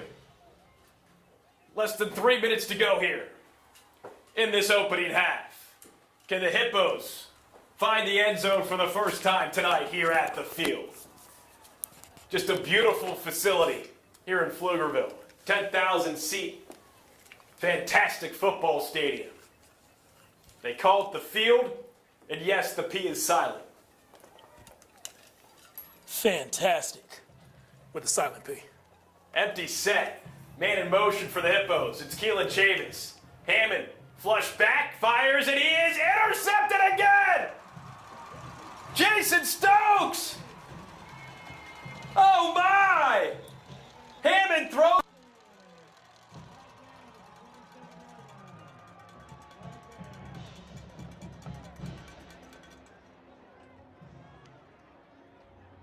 Yeah, earlier in the game, we saw Will Hammond make a throw-off platform that was complete and looked great. We saw him make another one without his feet set, and this one came up way short, allowed the DB, who had a better just body angle. Okay, wanted to hear what that call was. But the defender, his momentum was moving forward, so he was able to easily come downhill and pick that while the offensive guy, his momentum was taking him towards the end zone, which is his job to run that route towards the end zone. And so he ran himself out of the play when the ball was underthrown. That hold occurred after the interception, so Weiss keeps the ball. They just don't get the field position that we thought they were going to get. More yards for this offense to gain potentially. This active 4-2-5 defense for Weiss, playing fantastic right now in the first half. They came in with 10 interceptions, 2 more against one of the top quarterbacks in the nation, and now they'll get a chance. Woolley right up the middle. Woolley's been very good on the ground tonight for Weiss, and they're going no huddle. There's some of that yardage back, and as we said before, when you went on first, you can go fast. Brown back to Woolley. Woolley zigzags across the 40. Wow. Don't even set the chain. Just keep on moving them. Keep on moving them. The chain gang not even moving as quickly as this Weiss offense right down. 2nd down and 2 from the 41. Here's Brown. Back to Woolley, and Woolley finally gets tripped up. Short of the first down. Minute 43 left in this opening half. 3rd and 3 for Weiss. Here's Brown. 3 receivers to his right. Throws up the seam. Intended for Luis Aramillo. Out of reach. Yeah, free play on that one before the ball was even snapped. They knew they had the first down, so just lob it up, see what happens. Nothing good on that play.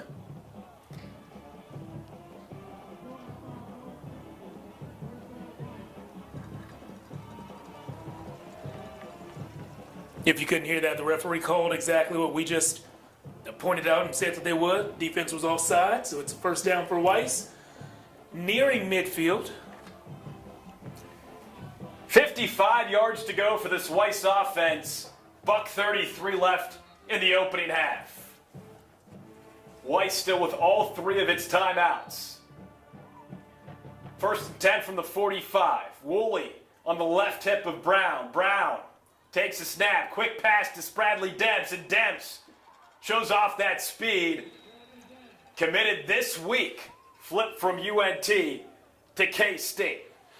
One of the best in the state with the ball in his hand. So all you have to do is give him a slant, give him a quick out, give him a screen like they did on that play, and just sit back and watch him work. They call him Debo. It's his name on Twitter as well, and that's for a reason.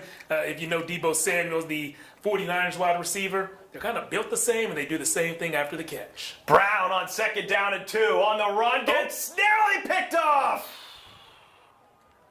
Jaden Easley had it easy, but couldn't hang on. That would have been huge, and he knows it. The highlighter gloves nearly producing a highlight, but the ball pops loose. All right, so 3rd down and 2 from the Hutto 47. Brown steps up. Ooh. Throws on the run, and it's caught by Adrian Wilson. You throw anything his way, and he'll make the grab. Deep into Hippo territory.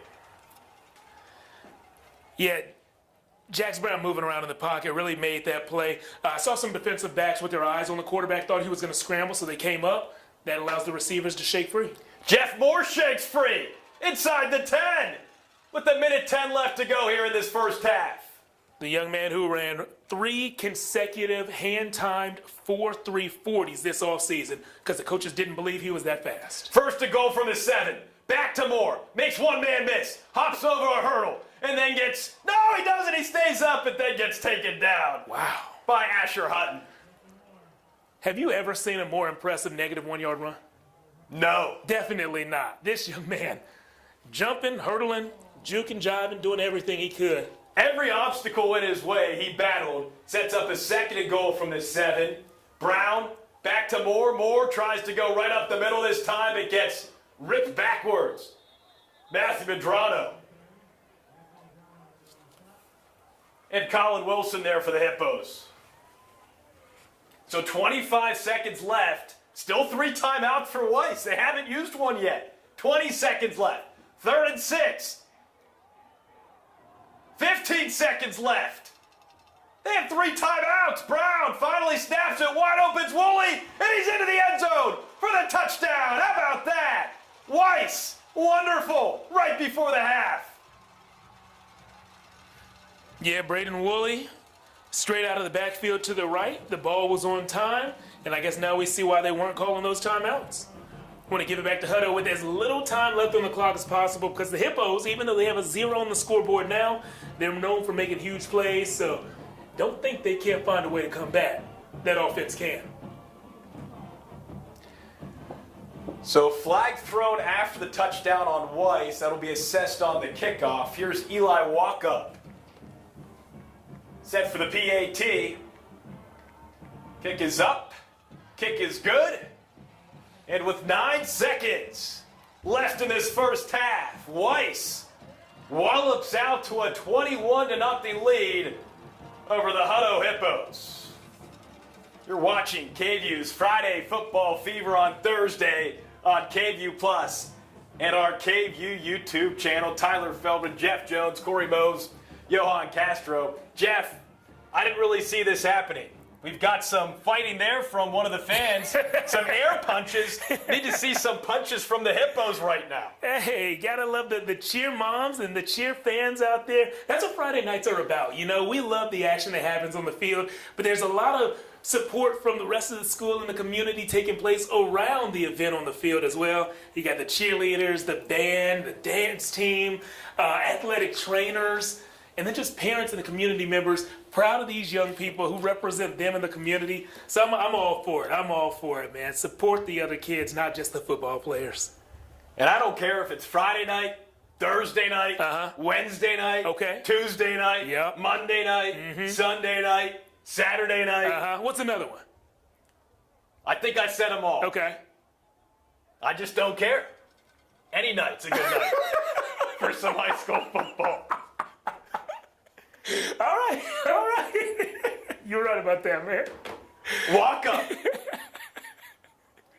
Good thing he can't hear what I'm saying. 7 seconds left. Let's see what LaPlante does. LaPlante gets planted around the 20-yard line with the second left. You know, you mentioned Thursday night, and this Thursday in particular, there are a lot of local high school football games. So I want to rattle off a couple of scores, and I'm going to start with one that has big-time playoff implications. Rouse and Elgin are playing each other right now. That game is about midway through the second quarter. They still have a little more time in the first half in that game than we do in this one. But the Raiders of Rouse lead the Wildcats of Elgin 27-14 right now. The winner of that game in the playoffs. The loser, not necessarily out. We're going to go through all those scenarios tomorrow night in Friday Football Fever. Some 26-6A action. Lake Travis up by 3 scores on Bowie, 21-0 early in the second. Del Valle and Austin High, second quarter, 0-0 the score there. And we have Navarro and Northeast. They have kicked things off at Nelson Stadium. What we're going to do now, we're going to look up that Duncanville score, because Duncanville, a team we're keeping an eye on because they do play Hutto next week. Duncanville up on Mansfield Legacy like we expected, and up pretty big also like we expected. The Panthers lead that one 28-3 about midway through the second. It is 21-0. Jeff, thanks for that score update, by the way, across Central Texas. Central Texas Plus. Brought to you by KVUE Plus. Yes. And the KVUE YouTube channel. And you know what, Tyler? I don't care if it's Monday, Tuesday, Wednesday, Thursday. Come on. Friday. Come on. Yesterday, today, someday. I just don't care, man. All right. That brings us to halftime. After 24 full minutes of play, it is Weiss 21, Hutto nothing. Let's see what the Hippos are made of in about 28 minutes. We'll get you the bands from both Hutto and Weiss coming up here momentarily. So glad you're with us here on KVUE's Friday Football Fever on Thursday on KVUE Plus and the KVUE YouTube channel.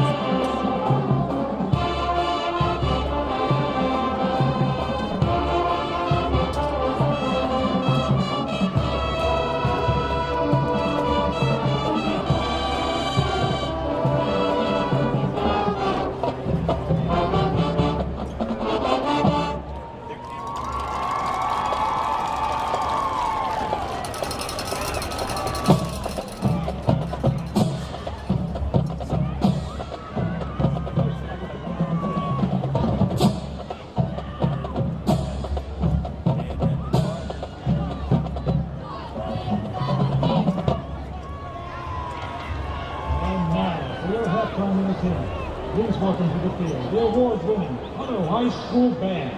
The Hutto Band would like to say a huge thank you to the Hutto ISD and Hutto High School Administration and the Hutto Banders for all of their support. You are greatly appreciated, and we could not do it without you.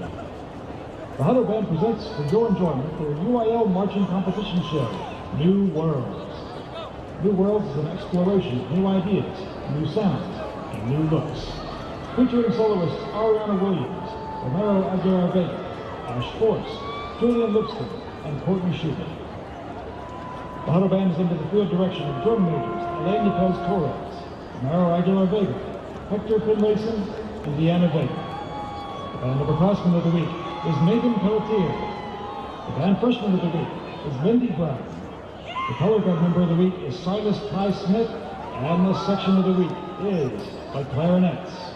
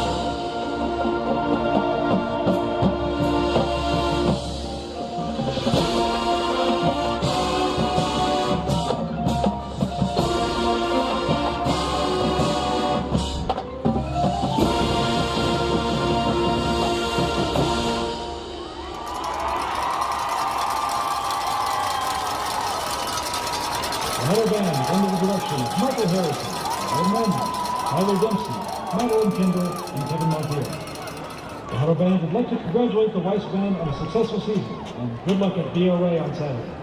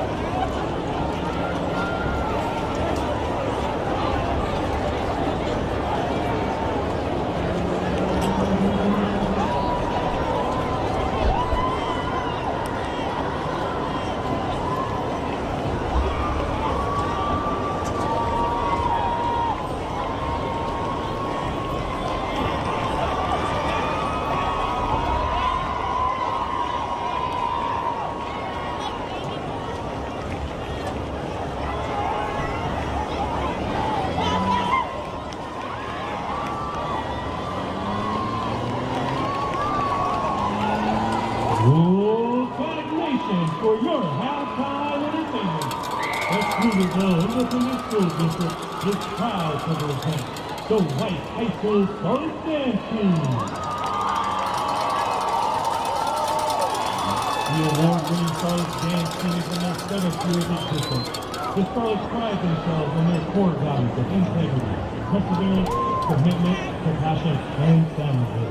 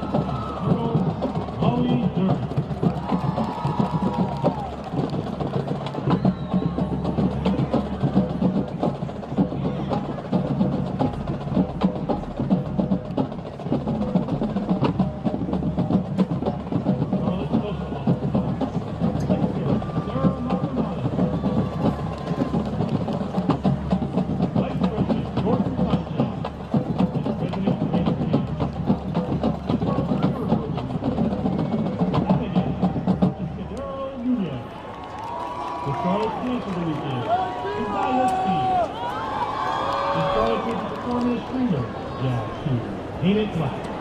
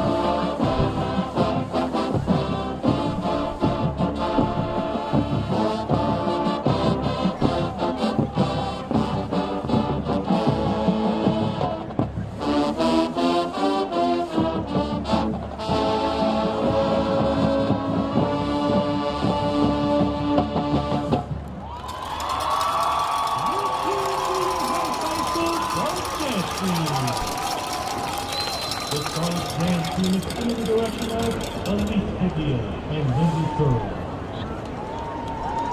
The Stars fans would like to thank their popular sponsors, Colin Holiday Photography and Butterfly, especially Snake and Cookie Pizza. Number Dynamite Center, Candy Sweets and Parties, and Infusion Dance. Generous support. The White High School Band will be performing after the game this evening.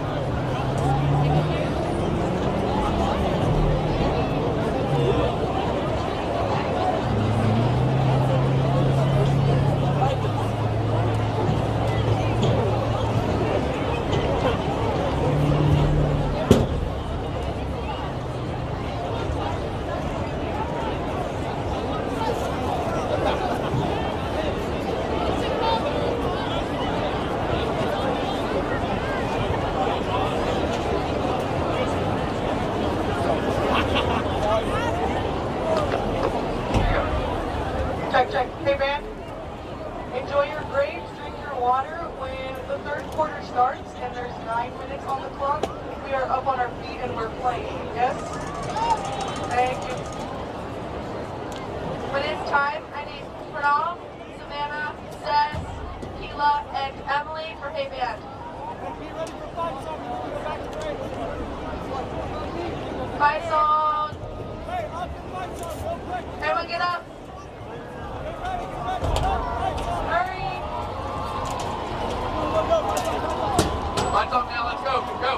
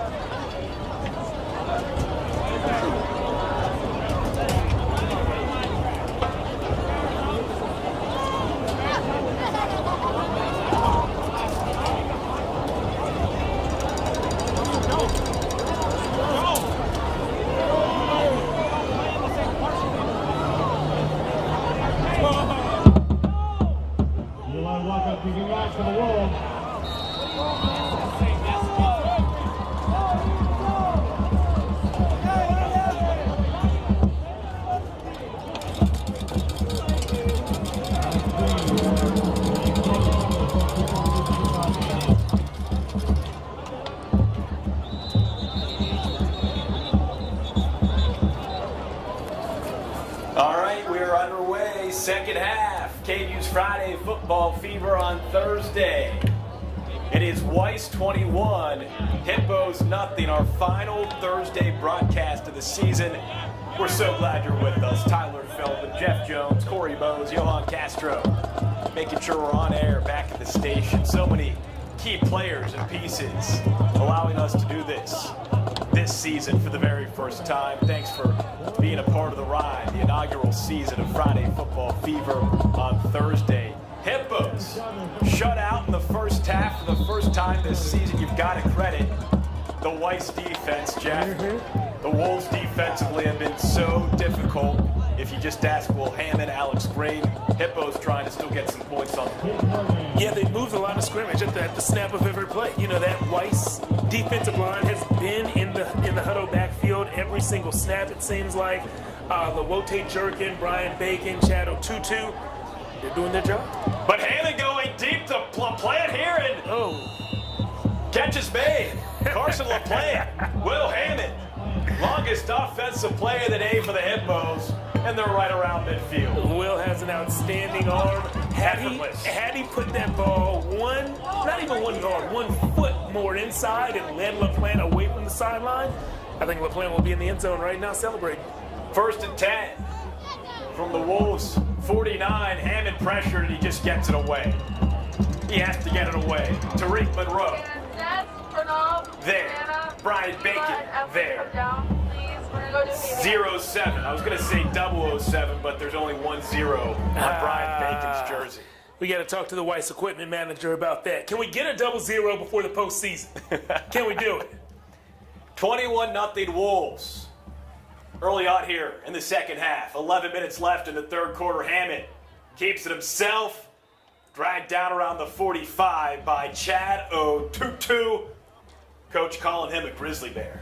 Yeah. We said, tell us about number 4. What makes Chad special? And like you said, Tyler, Coach said, if you ever blocked a grizzly bear, that's kind of like blocking Chad O'Tutu. I said, Coach, I have never done that, so I can't relate. He means business. Offers from UNLV, Arizona, UTSA, Air Force, and Arizona State currently. 3rd and 6 from the 45. Hammond flushed out of the pocket and then gets ripped down by Chad O'Tutu. Lawote jerking. Leading the charge there. My goodness. I just one off the snap. It seemed to be just a quick one move to the outside, and the race was on to the quarterback. Will Hammond saw him coming. Honestly, maybe getting held a little bit. Tucked in the ram. You mentioned Chad O'Tutu there. We talked about the fact that he organized a players-only meeting last week. Basically told the guys, we've lost once. We don't want to do that ever again. Let's focus up and finish this season strong. Says a lot about him, the fact that he was trusted to and pulled that off. What says most about him, though, coach doesn't let him practice against the offense. Says he wrecks practice. 4th and 5. Hammond finds Green, and Green breaks the tackle and gets enough for the first down. I can't think of a bigger compliment to give a defensive lineman than for your head coach and your offensive play caller to say, you know what? You can't practice against my offense. You're too good. We can't run our plays when you're on the field, so you got to get off the field for the final section of practice. Hugh saying he only releases Chad O'Tutu on Thursdays and Fridays. 1st and 10 from the 37. Hammond fakes the handoff.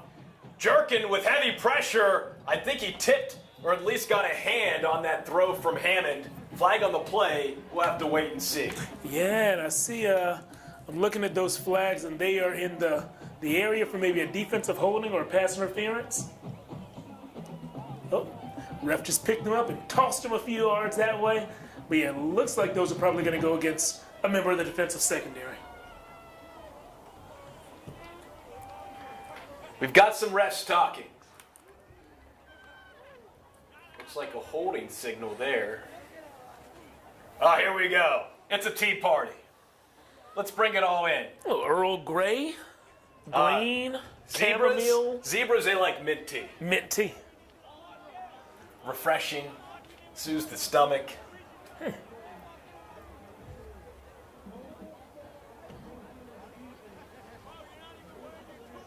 Oh. So holding on the defense, ineligible receiver downfield on the offense. Brian Bacon's like, come on, man. Offsetting penalties. Yeah, cheating on you, let's try it again.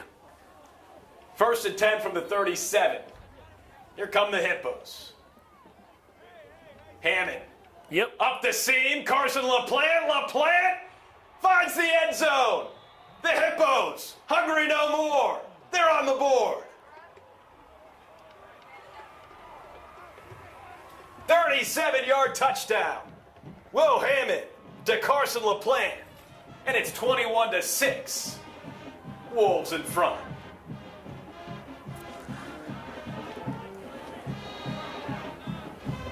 Yeah, that's exactly. You couldn't have drawn it up better for the Hutto Hippos to start the second half. That's what you want to do. Chip away at the lead and get a big play in the process. Momentum is shifted back over to your sideline. Now you got to keep it there. And honestly, the Hutto defense did a pretty good job in the first half. I know there's 21 points on the scoreboard there, but this Weiss offense is very, very good. I think the Hutto defense held their own in the first half. If they can get the ball back without surrendering points right now, Will Hammond maybe lead this Hippos offense down the field again. We'll have ourselves a game. Will Hammond's 33rd touchdown pass of the season, his 5th to Carson LaPlante. Gabe Sordo's extra point is good with 9:04 left here in the third quarter. It's now Weiss 21, Hutto 7. So after getting blanked in the first half, you see the Hippos. They've got points on the board, and they've got confidence now. There's Will Hammond. I don't know. Looks like he's keeping his arms loose. Or are those dance moves? I don't think those are mutually exclusive. I think you can do both at the same time, right? You say so, Jeff. So remember, Gabe Sordo and the Hutto Hippos started this football game with an onside kick. Will we see something similar here early on in the third quarter? Do we have two kickers lined up on the field right now? Yep. It is an onside kick. Who's got it? Can get it. Who's got it? Oh, the Hippos had a chance.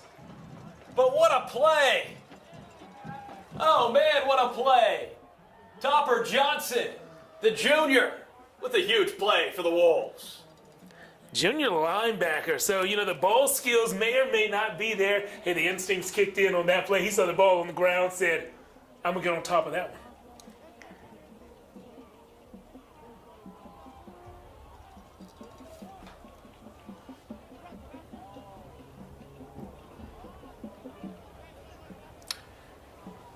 All right, now very similar to how the game started.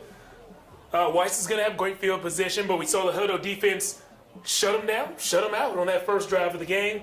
There's a chance they do the same thing right here. We talked to Coach Hughes earlier in the week, and I believe we mentioned earlier in the broadcast the importance he saw in getting his stars involved early in the game. In my mind, that same strategy should be going through his mind early in a half. There are plenty of stars on this Weiss offense, so we just have to see who he wants to feed first.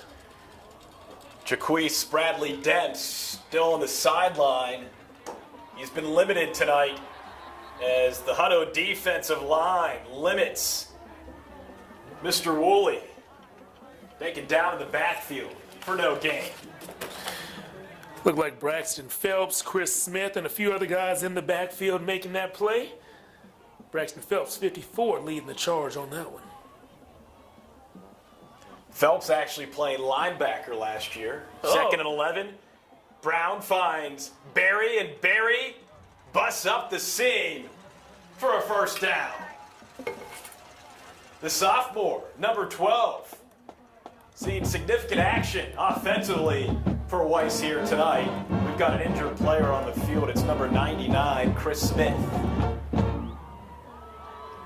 The Hutto training staff meets him out around midfield, as well as head coach Will Compton, Dolce Guevara, Victoria Limely, and Eric De La Houssaye, the trainers for this Hutto football team, working tirelessly and diligently to keep these players safe and healthy as much as possible in a time of need. 8:25 left in the third quarter here at the field on a Thursday night. Weiss leading Hutto 21-7 as Chris Smith gets tended to on the F of Pflugerville. If Chris is forced out of this game, it looks like he's in some pain right now, then it would likely be senior Philip Obiesi coming in. And Philip is one of the more, veteran, because he's a senior, reserve defensive lineman, and more productive reserve defensive lineman as well. Has a sack and a half, 9 quarterback hurries on the season. So this Hutto defensive line does rotate some guys in. And of course, we hope that Chris is doing all right.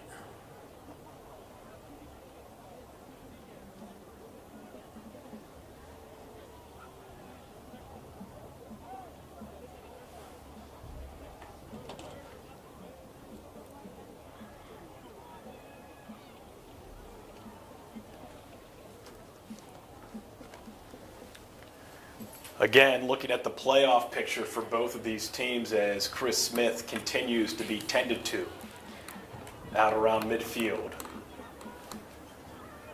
Weiss wins, Weiss hosts a playoff game.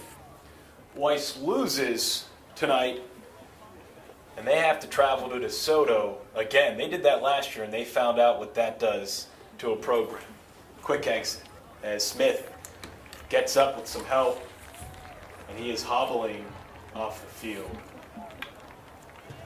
Head coach Vernon Hughes for Weiss saying, quote, "We want no part of DeSoto," understandably. As for Hutto, their first round matchup is already set. They'll travel to Duncanville next week. Panthers out in front of Mansfield. Legacy also on Thursday night. As Smith, as you can see, is no weight on that left leg, that left foot. He is hopping off on that right foot with help on both sides. So Smith, the nose guard, the senior, should be Philip Obiesi coming in. Obiesi, 1.5 sacks 9 quarterback hurries, which actually leads this Hutto defense. There he is, number 55, top left, ready to rock and roll. The senior nose guard, excited for some work tonight. All right, let's hope Chris Smith is okay. In the meantime, here we go, back underway. 8:25 left in this third quarter. Brown hands it off to Woolley. Woolley, he's got some great speed. Spins, keeps his feet moving out around the 29-yard line. I'll tell you what, Woolley's got a certain jump that I haven't seen a lot of this season from other guys in the backfield. Yeah, he's fast right when he gets the ball. He accelerates quickly, but in the open field, it seems like he has another gear, and it destroys angles. The safety thinks he has an angle on him, thinks he can limit a big play to about 25 yards. 60 yards later, he's in the end zone. 2nd and 2, Brown, back to Woolley. Woolley, patient, and did he get the first down? Ripped down by Obese. And Obese gets up wobbling. You can see the hippos on those Hutto helmets this close. Pretty cool helmet. Gonna be 3rd and very short. What a stop Yeah. by Obese.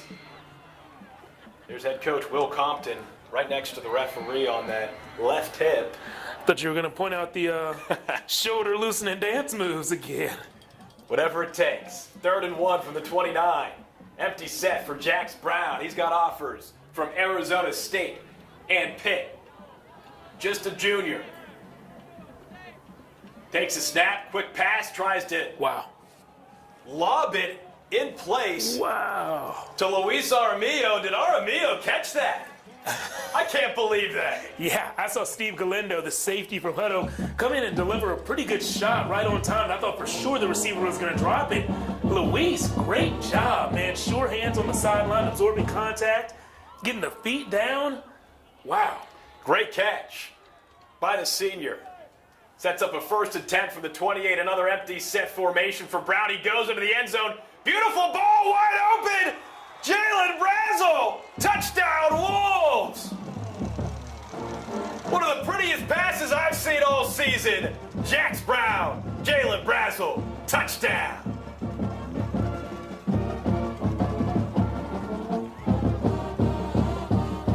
Yeah, the post route got wide open, and I got to tell you, I was pretty impressed by how Jalen Brazel caught the back of that football. That would have been an easy one to drop, even though it looked very pretty. That would have been an easy one to drop, and Brazel caught the back of it and brought it in. The extra point makes it 7 points on the board. 28-yard touchdown, passing catch, number 13. Jalen Brazel, his 4th touchdown of the season. Do a little jig. Celebrate with your teammates. The senior wideout.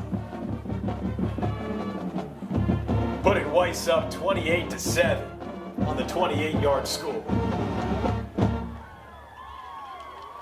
That's why Jax Brown is getting those D1 looks at the quarterback position. He tore his ACL last year in week 6. The whole conversation going into this season, how would he fare? How was his recovery? He recovered pretty quickly, actually, and he took the growth in the mindset that it challenged him last year during the injury recovery to get to this point this season where he's reading the defenses better. He's leading better. And that's been a big reason why this Weiss team has 8 wins and just 1 loss. Yeah, head coach Vernon Hughes says that's the biggest difference he's seen in his quarterback this year as compared to last year pre-injury. It's what happens from the neck and above. In between the ears, he's able to process things quicker before the snap and after the snap. Coach Vernon Hughes saying the team goes as Jax Brown goes, and we saw it right there. 28-7, Weiss out in front, 6:52 remaining here in this third quarter. Coach Hughes also pointed out something else that struck me as really interesting about his quarterback. He said Jax will have like 3 good games and then one where he kind of slips up, then 3 good ones, then one where he kind of slips up. Well, last week he slipped up, so I guess Weiss going at least 2 rounds deep in the playoffs this year, right? At least. At least. 1 good game here, 2 more on the schedule if Jax is going to stick with that same rotation of 3 good and 1 okay. 1st and 10. Here's Hammond looking deep. He's got his man. Incomplete. In and out of the hands of Brayton Anderson. It was nearly perfectly on point. Not right there, and there's Anderson coming up limp, top of the screen. Uh-oh. Ugh. I can feel that watching him limp off the field. Looked like I saw his left hand go back to his left hand before a moment. Then he kind of walked like it was a cramp. It's not hot, but you can still cramp out here. So, I don't know, whatever it is, I hope that we see him back on the field soon. He's fun to watch. 2nd and 10 from the 25. 3 receivers to Hammond's right. Chavis in motion. Chavis gets the pass. Tries to follow his blockers, but the Wolves, hungry, get right through there, starting with Jason Stokes. You know, the shorter the pass, the more important timing is. That's why jamming receivers messes with timing so much. That pass right there, just that quick out to that quick flare out of the backfield to Keelan Chavis. Time was important on that one, and the time was thrown off by a low snap. So something as small as a snap that's off target can really derail an entire play. 3rd and 13 from the 22. You could sense a little bit more aggressiveness from the Hutto offense during these last few plays. Let's see what they have in store here. Chavis on the right hip of Hammond. 2 receivers left, and Hutto calls a timeout. 5:54 remaining here in this 3rd quarter. Hippos trailing by 3 touchdowns. What do you think the conversation is like right now with head coach Will Compton and his offense? Yeah, I think they just have to make sure that everything is as it should be before this play. This is an important drive, and this drive doesn't continue if this play is not successful. You want to obviously enter the 4th quarter only down 2 scores, 2 or fewer scores, and this could be the last possession you have in the 3rd quarter. 3rd and 13. I'm not against going forward on 4th if they can get it to 4th and 4 or fewer, but you got to have success on this play. So if there was anything up in the air, if you didn't like the defensive formation, if it looked like somebody was confused on offense, if it's a play that maybe you had some confusion or frustrations with in practice and you want to make sure, hey guys, remember you do this route or you adjust this way if you get a cover 2 versus man versus cover 3, whatever T's you have to cross them now, because this play is very, very important. All right, here we go. It is 3rd and 13 from the 22. 5:54 left in this 3rd quarter. Chavis in motion. Hammond keeps it himself. And look at him run with the purpose across the 45 and near midfield. When Will Hammond puts his mind to it, he gets it done. If there's a will, there's a way. Ain't nothing too complicated there. Quarterback draw that we've seen a few times this game. No huddle. Will keeps it again. He doesn't want to be taken down. Bounces around the outside and finally gets pushed out of bounds near the 35-yard line, but hold on a second. Flag on the play. Multiple.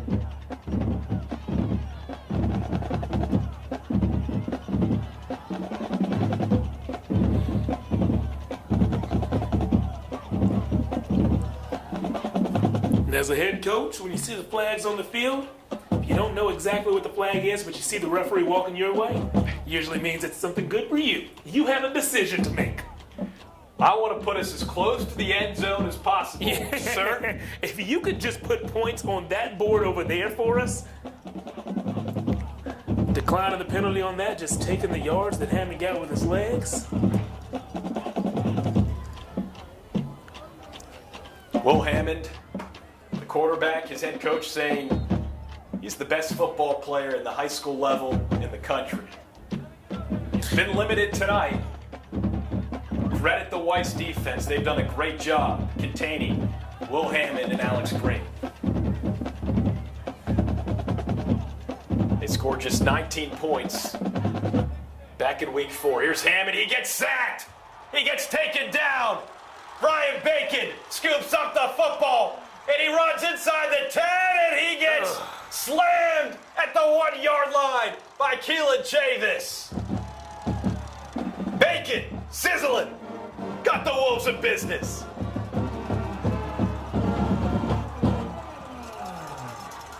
That ball just bounced perfectly to him. Hit the ground right on the edge of the ball and bounced right up like a basketball would. Caught it in stride. The only thing that stopped him from scoring was the fact that Keelan Chavis is a fast young man and cared enough to make him snap it again. Lawote Jerkin jumping all over Hammond yet again, forcing that fumble. Brian Bacon, the beneficiary, nearly gets into the end zone for a defensive touchdown. Instead, it'll be the Weiss offense and Jax Brown running back out onto the field. 4:57 left here in the third quarter. And Weiss calls a timeout to top things over.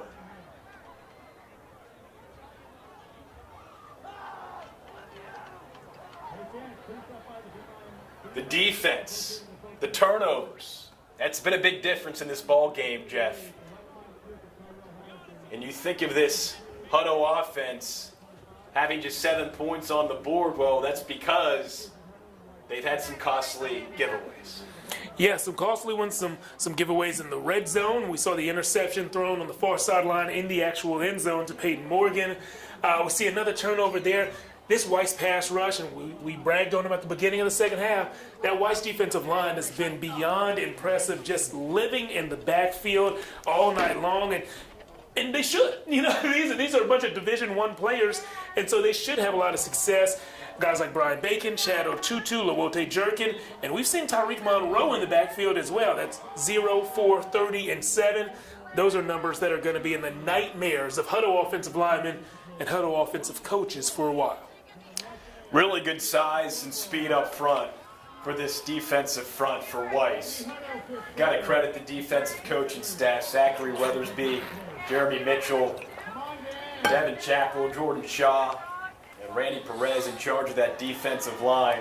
They've done a great job game planning this Hippos offense, and now it's the Weiss offense with a chance to extend the lead.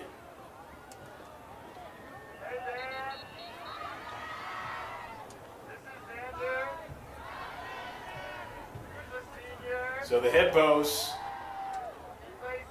keep the Wolves out on that first and goal try. We'll see if Weiss can execute on second and goal from the 1 yard line.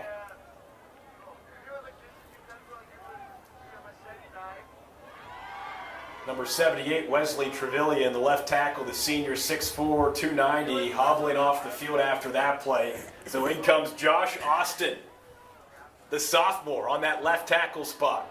All right, here we go. Second and goal. Can the Wolves push Brown forward? Hippos with another stop on number 5.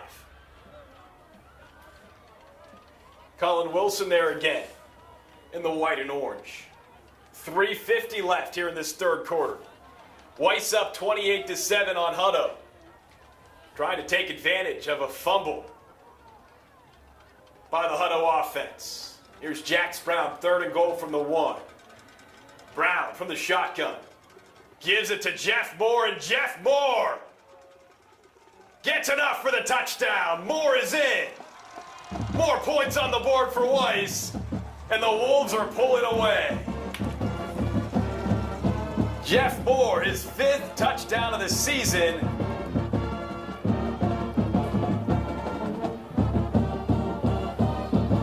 There is a flag on the play.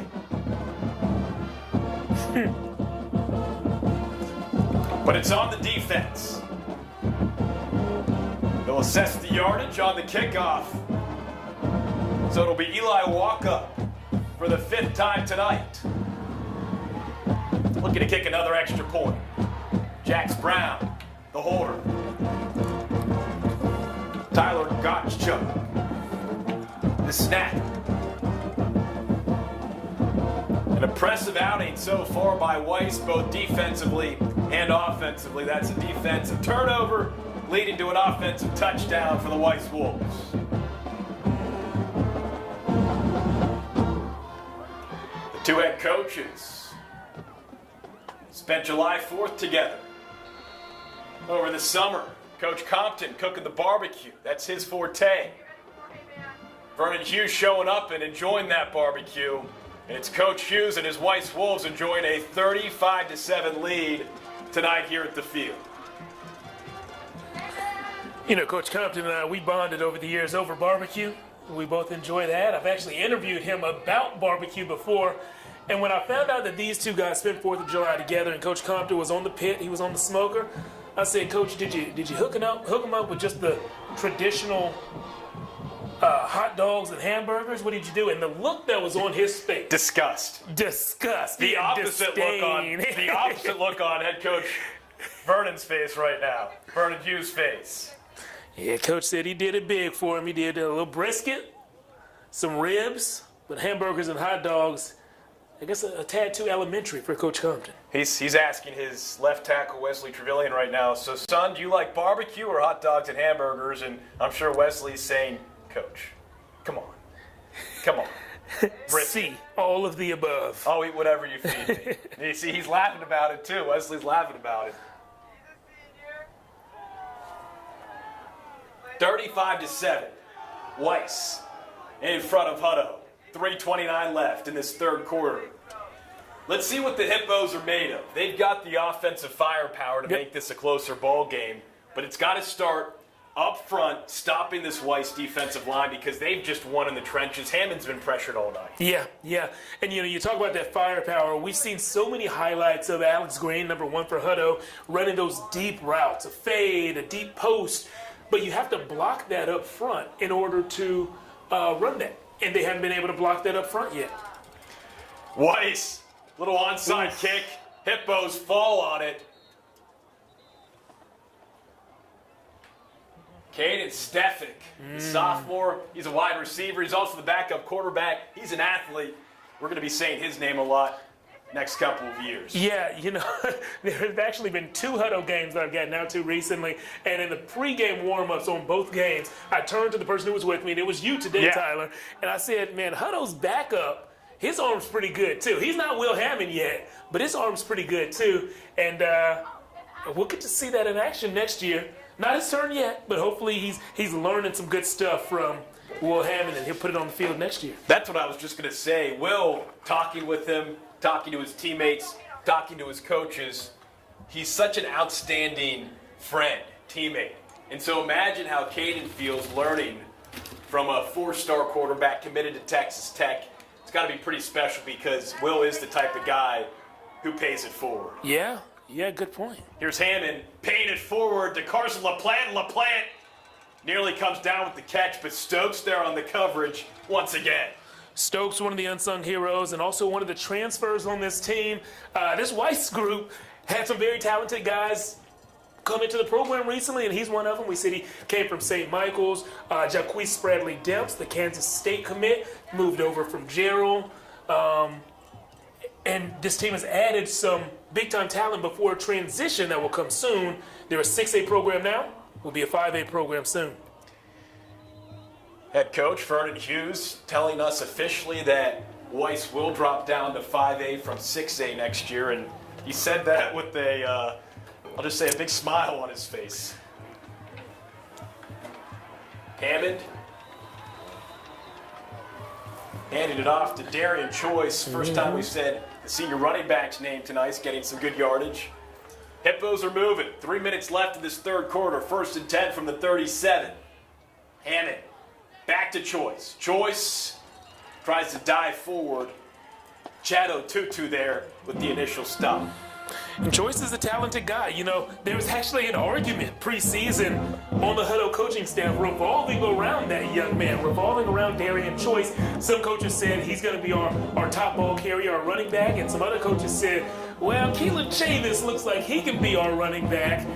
They kind of let both of them play a little bit early in the season, and Chavis has taken that role and run with it. 2nd and 11, Hammond rolls left, fires, and he is nearly picked off. Peyton Morgan. What an athletic pass deflection by the senior. Peyton Morgan all over the place. Glad to see he bounced back from that injury. He was banged up a little bit earlier.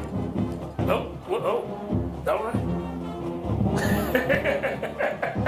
Guns up. I couldn't tell if that was a dance move, a stretch, if he was fixing his pants. I didn't know what was happening, but Peyton, I hope you're all right, man.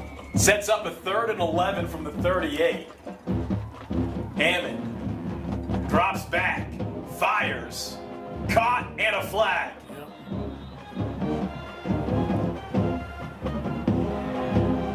McMarion makes the grab.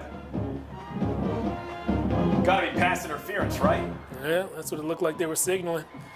Pass interference on the defense, so that'll give them a first down. Critical. Hutto finds the end zone here before the end of the quarter. Yeah, everything now is 4-down territory.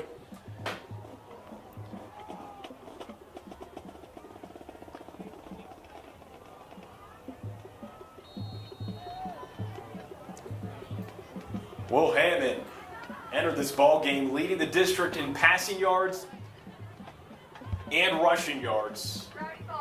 Weiss defense limiting the star quarterback tonight, 35-7. Hammond on 1st and 10, goes left side, back to McMarion, catch is made for about 6 yards. Man, so that pass was just a quick out. Receiver run 4 or 5 yards and then turn towards the sideline. But Will Hammond got that ball there in such a hurry and was able to place that ball so perfectly. That was the most impressive 4-yard pass I've seen this season. And that's saying something. 2nd and 6 from Seen the 26. a lot of 4-yard passes, yeah. Man in motion, Hammond tucks and runs, gets dragged down. There's Tariq Monroe. And who else is down there? Yep, Chad O'Tutu, the big boys.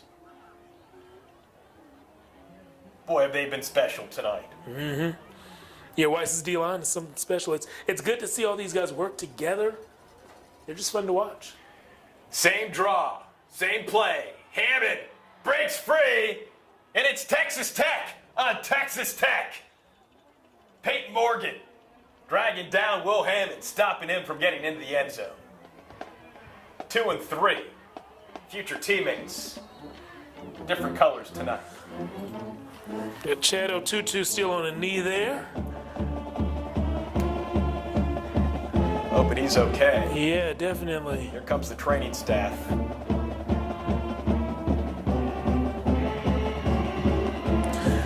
The practice wrecking Grizzly Bear.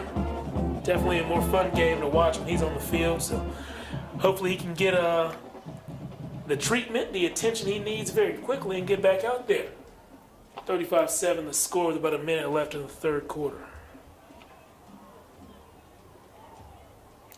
Gets up on his own power. You think Chad O'Tutu's going to have help running off the field? That's not how the Grizzly Bear rolls. Head coach Vernon Hughes in the beanie and that gray top. Training staff to O'Tutu's left. O'Tutu's brother, Michael, the center for the Weiss offense. So O'Tutu comes out. Tyler Gottschalk comes in his place. Number 40 on that left end. Here's Hammond. Takes a snap into the end zone for a touchdown. Will Hammond, his 18th rushing score this season, and the Hippos are walloping back. Yeah, great move right there around the line of scrimmage. He made the first guy miss, and it was just speed after that. He had enough of it to get in the end zone. You know, when they're running wheel, they are running to the left the majority of the time. That's Preston Honeycutt and Grayson Armstrong, the left tackle, left guard. Juan Rodriguez kind of running the show up front as the senior center. Preston got a preferred walk-on offer to go to UTSA, so he is a big-time player. But that left side is clearly what they trust, and it's what got them on the scoreboard once again.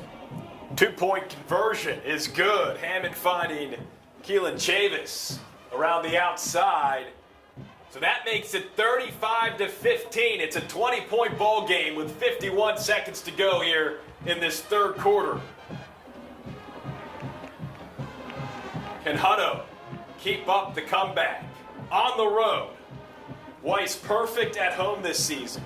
4-0 Hutto just 1-4 on the road this season.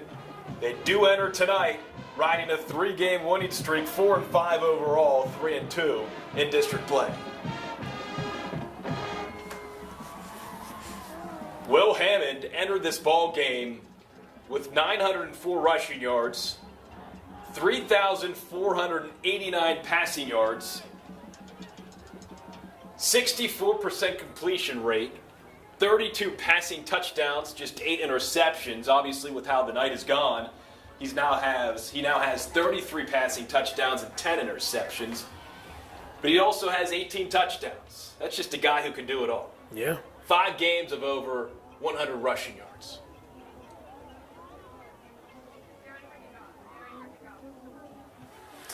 Now, we've seen the Hippos attempt 2 onside kicks so far. Let's see what they have dialed up now.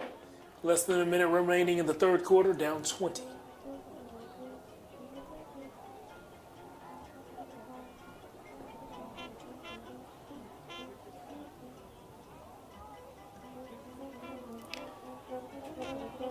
Gabe Sordo, Ken Finram, number 12, both out there.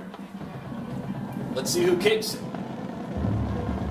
And it's Sordo, booting it. Hickman receives around the 14-yard line. Hickman with speed. Hickman finds a hole. Hickman pushed out of bounds by Sordo at the 49-yard line.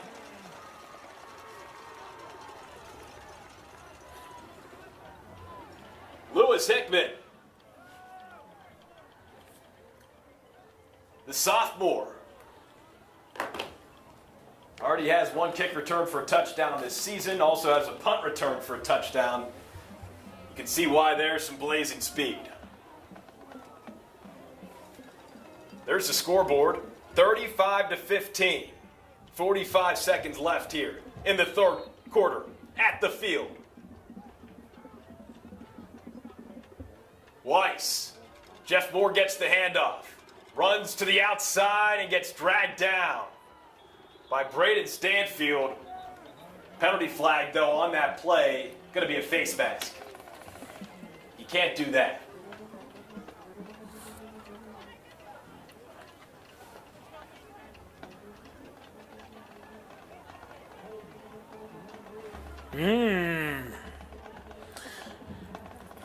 We thought it might be going one way. It's coming back. Holding on the offense. Going to back this drive up. My eyes deceived me.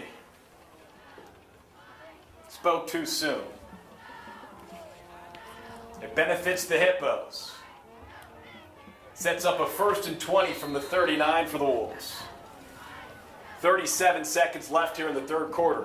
At the field on a Thursday night. Brown hands it off to Moore. Hey, our guy's back there again. Philip Obese. He's made a few plays since coming in this game. Looking pretty good. He defeated the block right at the point of contact, got upfield, and made some noise in the backfield. Honestly, I was still going to give him a shout out had he not finished the play and made the tackle, because once you make that penetration, you make the ball carrier, you make a quick decision. The ball carrier is moving laterally side to side while your guys are still moving towards the backfield. So he did his job, and then he went above and beyond and completed the play. Great job, Philip. Always looking for a Jeff Jones shout out. It's like a Paul Hollywood handshake for all of you great British baking show watchers out there. He gives handshakes to like the You bake something desserts. really delicious, Okay. he's going to give you a handshake. Wow, all right. You make a nice play defensively, you get the Jeff Jones shout out. What's his name again? Paul Hollywood. Shout out to Paul Hollywood. Wish I could shake your hand right now, Paul. Now everyone knows what I watch when I'm not watching sports. Well, we've got some young kids sprinting down on the field. Could they be future Wolves, future Hippos? I don't know, but I think they're both faster than me. Well, yeah, for sure. Oh, we see more. Green pants. Wow. Get him out there. Are we looking back in time? Is this like a back in time thing where that's actually Corey Mose?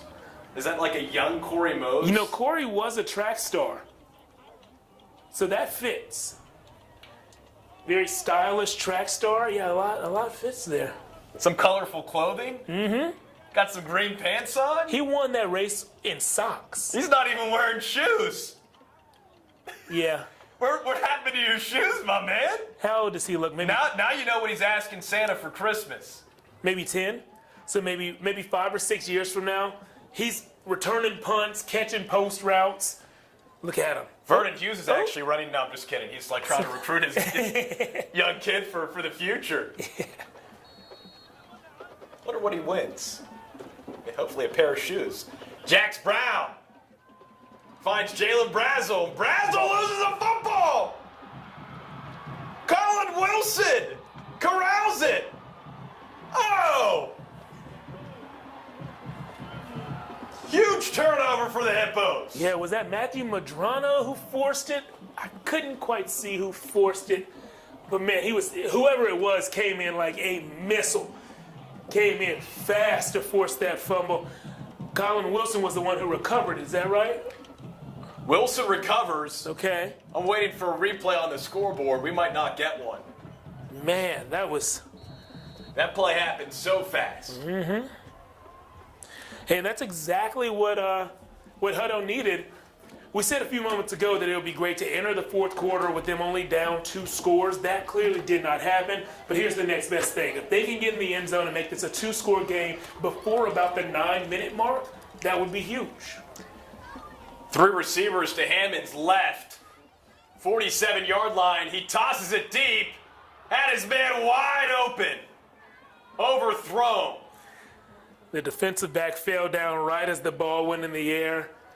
Oh, man. Had Hammond held it for one more second, which he should not have done. He let it go when he was supposed to. But had he seen the DB fall down, he could have taken a little bit off the ball and just floated it up there. And, well, the Hippos would have been in the end zone. That's not what happened, though. That was Dennis Benavides Johnson, who was wide open downfield for the Hippos.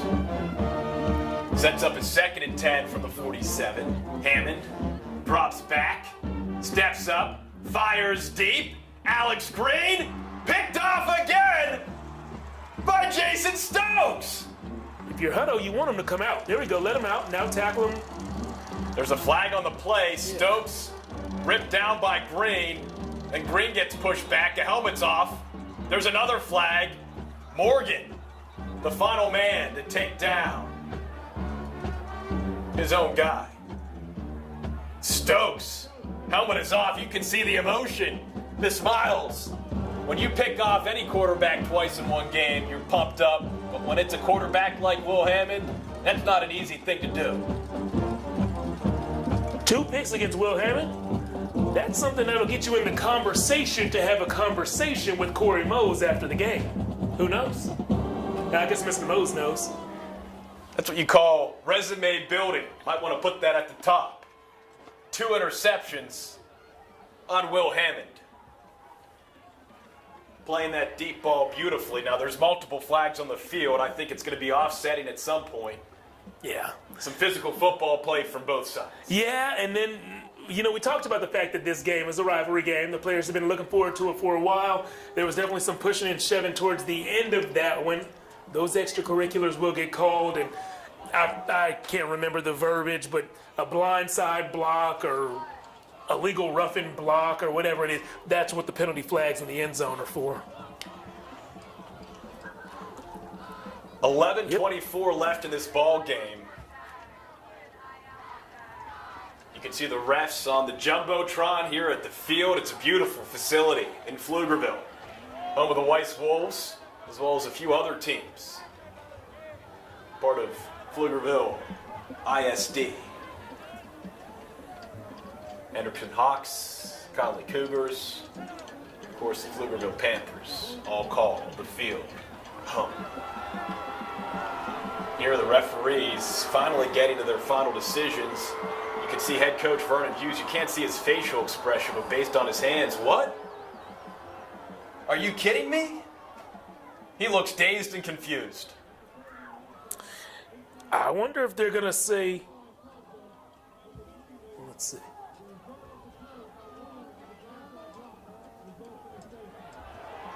Oh, interesting. They called the illegal blindside block in the end zone and said the result of that is a safety. That doesn't make a ton of sense to me, but if that's the letter of the law, that's the letter of the law. You can't block illegally in the end zone. Can we call our rules analyst? Do we have Gene Sterrett? Gene Sterrett, a fellow Pittsburgher. Can we get Gene on the phone? Funny story, I actually took piano lessons when I was a younger kid from Gene Sterator's brother's wife. Gene Sterator's sister-in-law taught you piano. His brother was also an NFL referee. Wow. So we're going to have to read up on the rule book on that situation. So because the blindside foul was called in the end zone after the interception, it gives Hutto a safety. Yeah. So then that means that Weiss is now punting. Yeah, free kick. So, yeah. And Hutto gets the ball back. Hutto gets the ball back. And what I want to know, so an illegal block in the end zone is a safety when it occurs by the team that possesses the ball. So that's why if you're holding in the end zone on an offensive play, it's a safety. What I wonder is when Stokes made the interception, did they say that his momentum took him into the end zone or he took himself into the end zone? Because if you pick the ball in the end zone and then the block occurs illegally in the end zone, does it? So I'm looking at our rules analyst here, Corey Mose, and so Corey's saying he believes the refs decided that Stokes' momentum did not take him in the end zone. Stokes himself ran into the end zone. Then an illegal block occurred, and that's why it's a safety. That makes more sense to me. And that's how I saw the play. The interception was made outside the end zone. Now, I think you could argue that his momentum took him into the end zone, but it did look like he ran there because that's where the room was to run. See, when I saw the play out in real time, I thought his momentum took him into the end zone. That's what I thought, but I think he ran in twice before. Obviously, when this is season 1, it's our final Thursday broadcast of the season. We'll have to work on the replay system. We don't have one, but in situations like this, you think, man, it might be nice to have a replay system. We don't, unfortunately. I guess if you're watching this on our YouTube channel, you have the ability to go back in time and see. And then you can listen and see if what we're saying right now makes sense to you. Waka kicks the ball from the 20, received around the 25 by Alex Green. Alex Green around the out. There's a flag. He gets tackled across midfield around the 42-yard line. What a break for the Hippos. That's all I'm going to say. They get 2 points after an interception, and they get the ball back. Yeah. That's the most beneficial interception I've ever seen an offense throw. Well, you could say Will Hammond knows what he's doing. 35-17 ball game. Give him an extra star. That's a 5-star play right there. You can't teach that kind of stuff. So now is it no.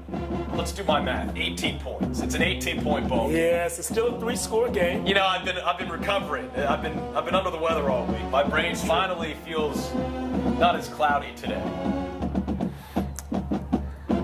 11 minutes and 17 seconds left in this football game.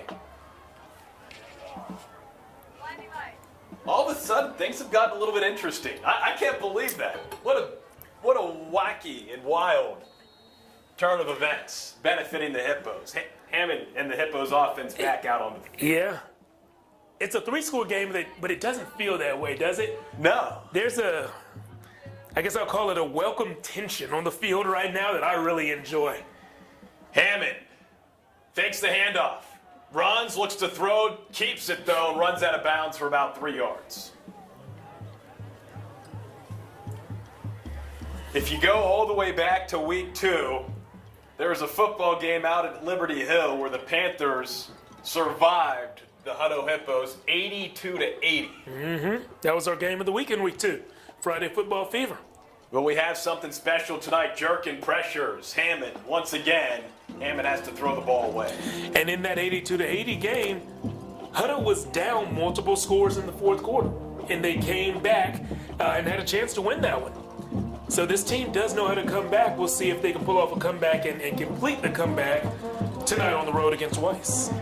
As I said earlier on this broadcast, hippos are vicious safari animals. Don't mess with the hippos. 3rd and 8. Hammond hands it off to Chavis. And Keelan Chavis gets all the way down inside the 30-yard line. Nearly 50 yards on that run. Hippos going no huddle. Hammond back to Chavis. And there's a whistle. Hold up.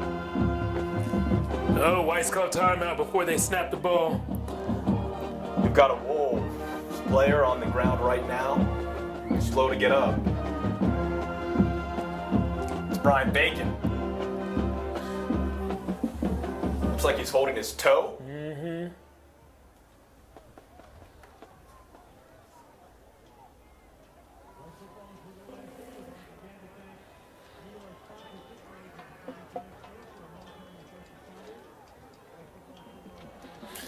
Quickly, while we have a break in the action, if you're curious about other scores involving local teams, Rouse is going to go ahead and put away Elgin. Rouse is up 42-14 about midway through the 4th. Lake Travis, a big against Bowie, 52-14. That score in the 3rd quarter still. Got a close one down south. Well, actually more central. Dale Valley playing at Austin High. The Maroons of Austin High up 14-13 in the 3rd quarter there. A Texas high school football scores update brought to you by KVUE Sports Director Jeff Jones. Appreciate the shout out. Nothing quite like a Tyler Feldman shout out. Yeah. It's not nothing. It's not special like the Jeff Jones shout out, but I'd it's argue up it there. is. I'd argue that one is special. It's no Paul Hollywood handshake type Jeff Jones shout out. I was just introduced to that Hollywood handshake today, so that one isn't as significant to me yet. Empty set for Hammond. Up the middle, and he throws it right into the hands of Jorian Gannon. I think he was so surprised that Hammond threw it right at him that he dropped it. Oh man. It's one of those ones you wish you just caught. Yeah, I'm sure he does. Hammond already with 3 interceptions tonight. He came in with just 8 interceptions all season. This Weiss secondary, deadly. 2nd and 10 from the 28, Hammond. Fakes the handoff, keeps it himself, and look at all the space inside the 10, and he is dragged down. He wanted it. At the 2-yard line. He wanted it. 26-yard run, Hippos hurrying up. Hammond not messing around. 1st and goal from the 2, Hammond. And he pushes forward for the touchdown. Hammond, strong. That's a touchdown. Yeah, and the it is. Hippos are now down just 12. Shout out to Caleb Hobson. The offensive guard for Hutto pushed the quarterback, Will Hammond, in the end zone. Caleb doing a great job there, letting the flow hang out of the back of the helmet. You know, if you show up to a game with hair looking that good, you got to play good. Big man making big plays. Head and shoulders above the rest. Here's Hammond. 2-point try, stuffed. Ginn makes the play there. So with 10:33 left in this ball game, Hammond, another rushing touchdown, his 2nd of the night, makes it 35-23. 12-point difference. Weiss trying to hang on. At home. What did we say? We said a 2-score game before about 9 minutes left on the clock. There's 10:33 left on the clock, so they've done that.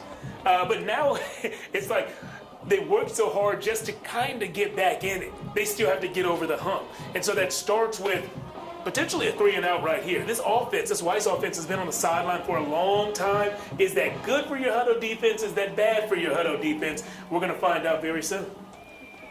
35-23. Will Hammond accounting for all 23 points. 1 touchdown pass, 2 touchdown runs. There's Hammond, number 2, chatting with his number 1 receiver, number 1, Alex Green. Green somewhat contained tonight by the Weiss defense. He came in averaging about 10 catches, nearly 200 yards and 2 touchdowns a game. He's been pretty far off of all of those numbers, but there's still the better part of a quarter left. All it takes is 1 or 2 plays for Alex Green to really break loose. Hutto has tried 2 onside kicks already tonight. What will Gabe Sordo sort out here this time around? 10:33 left. Sordo onside. Recovered right at the 50 by Jason Stokes. We've been saying his name all night. I'm sure he's stoked to hear it. 2 interceptions. Now an onside kick recovery, making sure Weiss keeps the football. Jeff, let me ask you this. The aggressiveness, special teams-wise, for Hutto, that's the 3rd onside kick. Do you think that's the right call? 12-point game, or would you rather pin this Weiss offense deep? This particular time, I would have kicked it deep and pinned them. Like we talked about a moment ago, the Weiss offense has been on the sideline for a while. I wonder if they're going to come out kind of slow it out of sync. If so, I want to get that 3 and out. I want that to happen back here so we can get my quarterback back on the field with good field position. So I would have kicked that deep. 10:44 left. Jeff Moore with a lot of speed. Across the 30, finally dragged down, horse collar by Jaden Easley. But Jeff Moore, you talked about him pregame and all week. You like this kid, and he's showing you why right there. I do, man. I'm a fan of speed at certain positions, and running back is one of them. His speed is good. His acceleration is elite. It seems like he gets to a level that's faster than everyone else.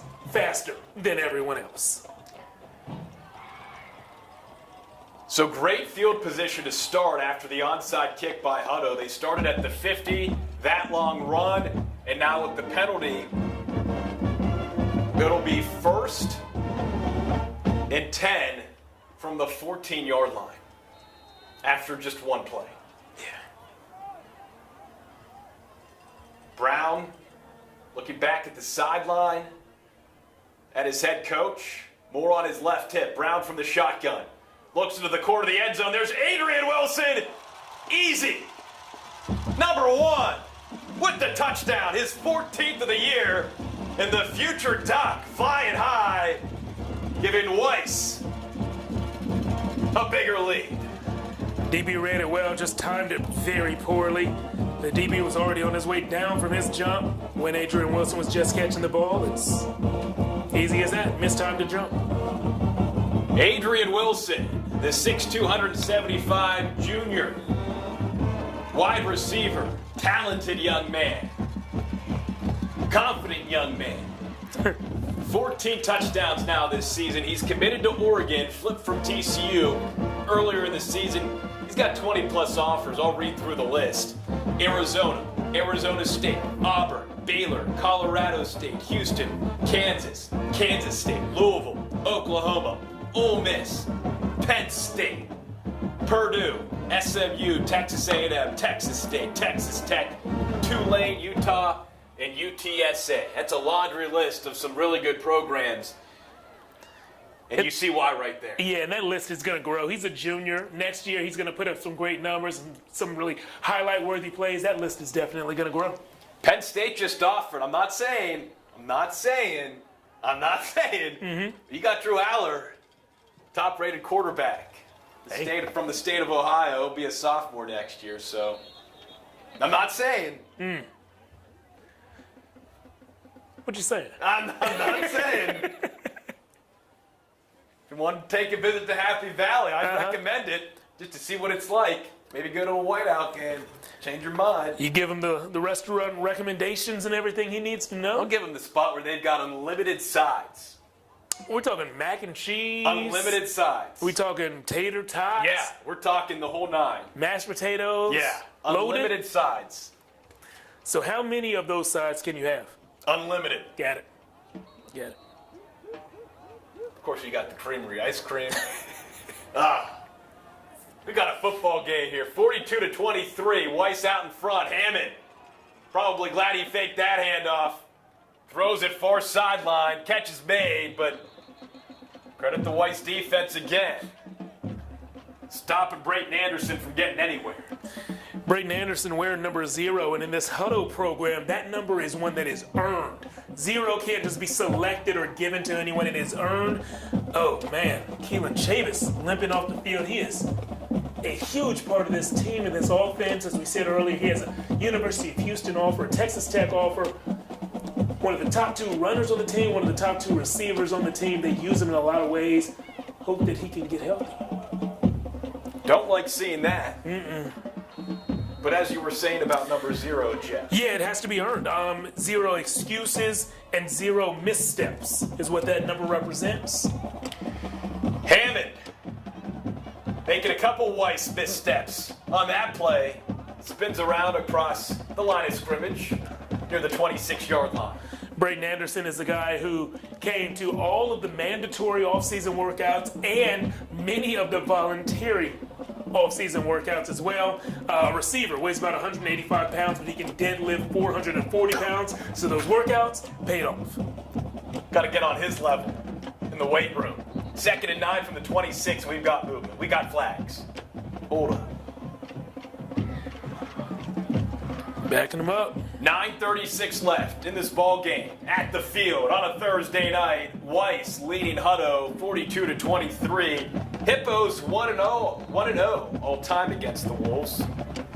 Hippos winning 41-38 at home last year in this matchup. 2nd and 14 from the 21. More flags. Here we go again. It's a flag show. I thought flag shows happen on the weekend. What's a flag show? I'll bite on that. Is it like the... I thought they had like flag parades, like kind of not like the Thanksgiving Day parade, but they're having flag shows. People fly in to see all the flags. Interesting. All right. No, I didn't know. Hammond! Oh man! It's Stokes! No! No, it's Ginn this time! Jordan Ginn! Will Hammond picked off for the 4th time tonight. Can you believe that? No. The sophomore got him there. Jordan Ginn's 2nd pick of the season. This young guy has a bright future. 4 picks from one of the best quarterbacks in the nation. He's only thrown 8 in every other game this year. Through 9 games, he threw 8, and he threw 4 tonight so far against this Weiss defense. Again, that was one heck of a catch.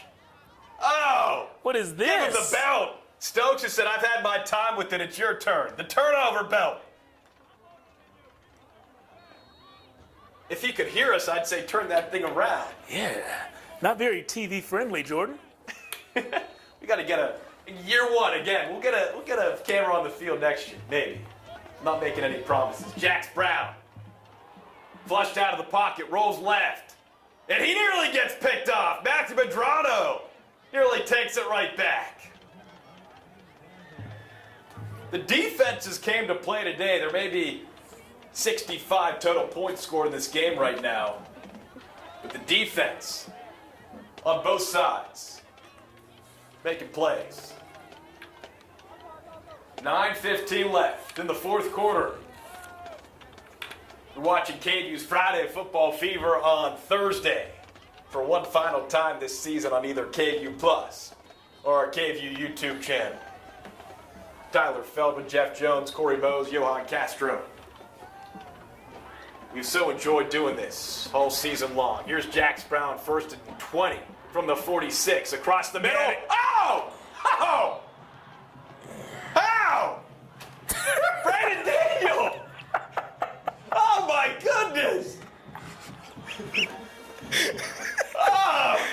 Oh my! How wasn't that picked off? Oh! Yeah. Oh man, I thought for sure Brayton Daniel had that one. Just gotta squeeze it. We've all been there. There's a play to Jaquise Bradley Demps. Yeah, we haven't called his name a lot at all this game. Kind of surprising. I think he's been limited. We'll have to talk with the coaching staff afterwards.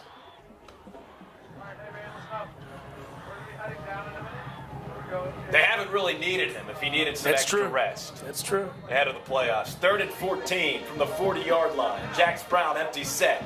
2 receivers to his left, 3 to his right. He goes right across the middle. Luis Aramillo makes the grab and comes up just short of the first down, about 1 or 2 yards. Yeah.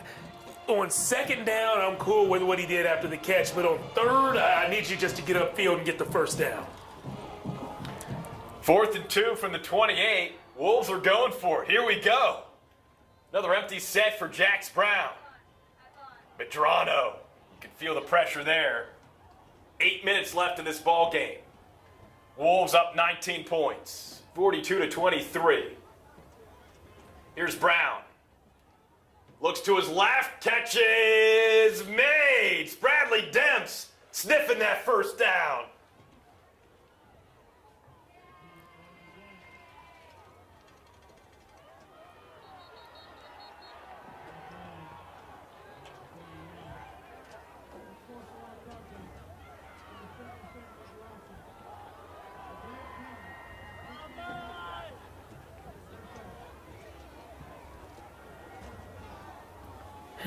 So that's Marquise Libby coming off the field, number 77. Yeah, sophomore left guard, and you could see he and his teammates were signaling to the sideline, bring somebody else in, bring somebody else in. Not sure what happened there. So Weiss keeps the football. Well, yeah, I think there might have been something that happened after the play. After the play. Yeah, so it's still 1st and 10, just backed up a little bit. 1st and 10 from the 40. Brown finds Hickman, and Hickman gets ripped up immediately by Asher Hutton. They call it incomplete. They call the pass incomplete. Things are getting a little bit chippy down field level here at the field. I forgot what I called it a moment ago, but there was tension when this 4th quarter started that was unlike the tension that we felt in the first 3 quarters. I don't really know how to put it into words, but there's a feeling that you get on the field. And what goes through my mind, or what used to go through my mind, was I can't let any of my guys be on their sideline alone. So as a defender, when I felt that feeling, I was like, if they run a quick out and a corner tackles one of their receivers on their sideline, I got to be there. Because if it goes down, it ain't going down with him by himself. So whatever that tension, that feeling is, I felt that here. That's what we're seeing. And when you say it, I feel it. I also don't know what to call it, but I feel it in my bones. Mm-hmm. Got an injured player on the field. Looks like he's going to be able to get up on his own accord. Braden Daniel. Earlier in this drive, I thought he had his clear pick I've ever seen. Yeah, that was tough, man. And it came one play after his teammate, Matthew Medrano, had a similar circumstance where that looked like a clear pick. 2 PBUs, so still a good stat, but not the stat.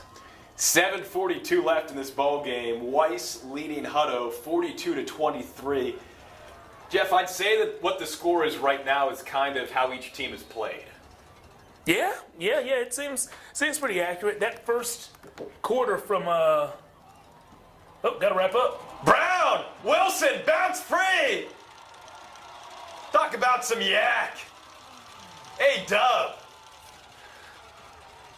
Showing why he's one of the top receivers, not just in Texas, but in the country. When you're dealing with athletes like Adrian Wilson and guys who want to win like he does, you always have to wrap up. You can't go and shove them and hope they fall to the ground. You got to help them to the ground. That's your job as a defender.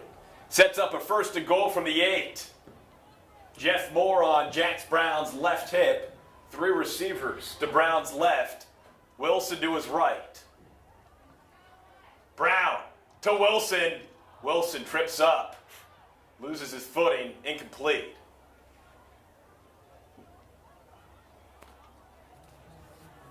When you've got Wilson one-on-one coverage there, and he's that good, try it again maybe. Yeah. Feed the big man. He gains confidence and makes more plays. 2nd and 8. Moore gets more on the board for the Wolves. That's a touchdown. And the Wolves continue to run free and run away from the Hippos.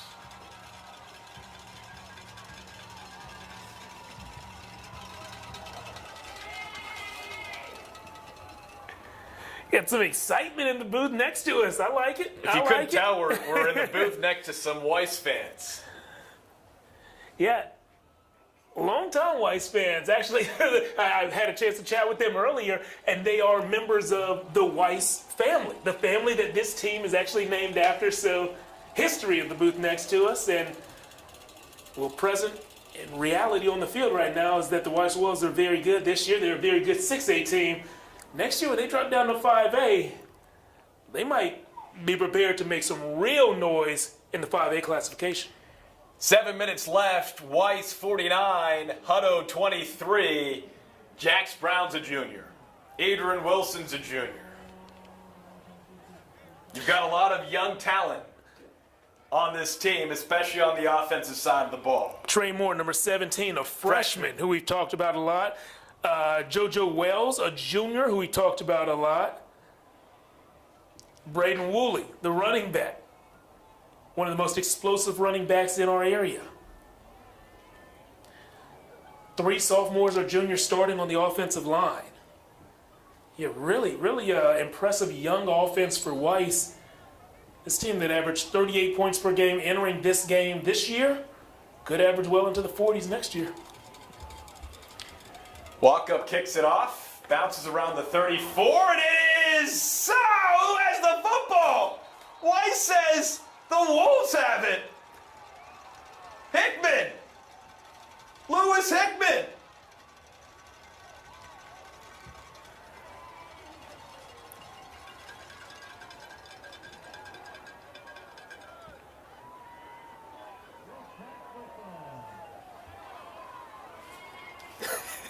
Rough break for our cameras and rough break for the Hippos.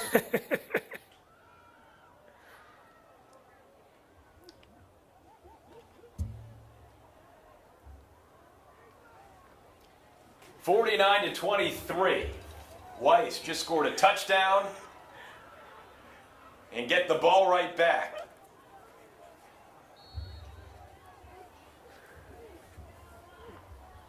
Brown, empty set. It's Bradley Demps. It's Bradley Demps.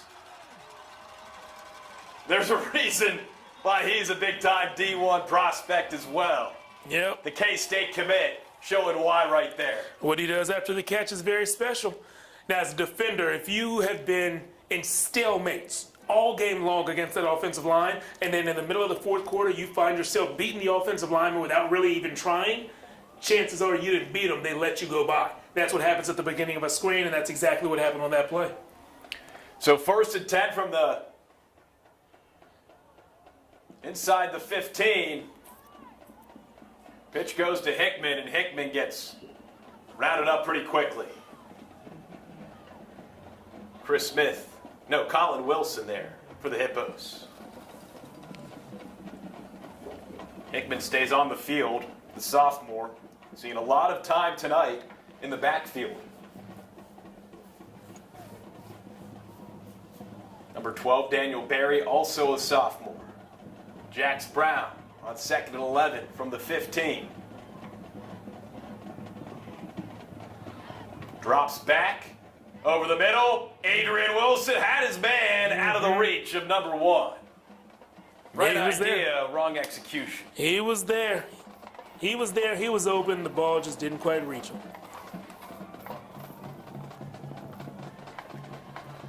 So that makes it 3rd and 11. They can get a first without getting in the end zone here. Get to about the 4-yard line, reset the downs. Brown. A little bit underthrown. Tough catch for Adrian Wilson. Can't make the grab at his feet near the sideline. So that's a 4th down, and out comes Eli Walkup. It'll be a 32-yard field goal for Walkup, who's connected on 46 yards this season. Snap, hold, kick. All are good. 32-yard field goal. Yes, sir. And it's 52-23 Wolves with 5:55 left to play in the 4th quarter. Head coach Vernon Hughes told us that he would not alter his offensive strategy for anyone. I asked him if he wanted to protect his defense by extending offensive drives instead of scoring as quickly as he usually does. He says, I'm not changing my offense for anyone. Kind of surprised we didn't see more run plays on that drive to get this clock rolling. 5:55 remaining in the game, and you got a pretty comfortable lead. I figured we'd get this clock rolling, hand out a trophy, and go on about the rest of Week 11.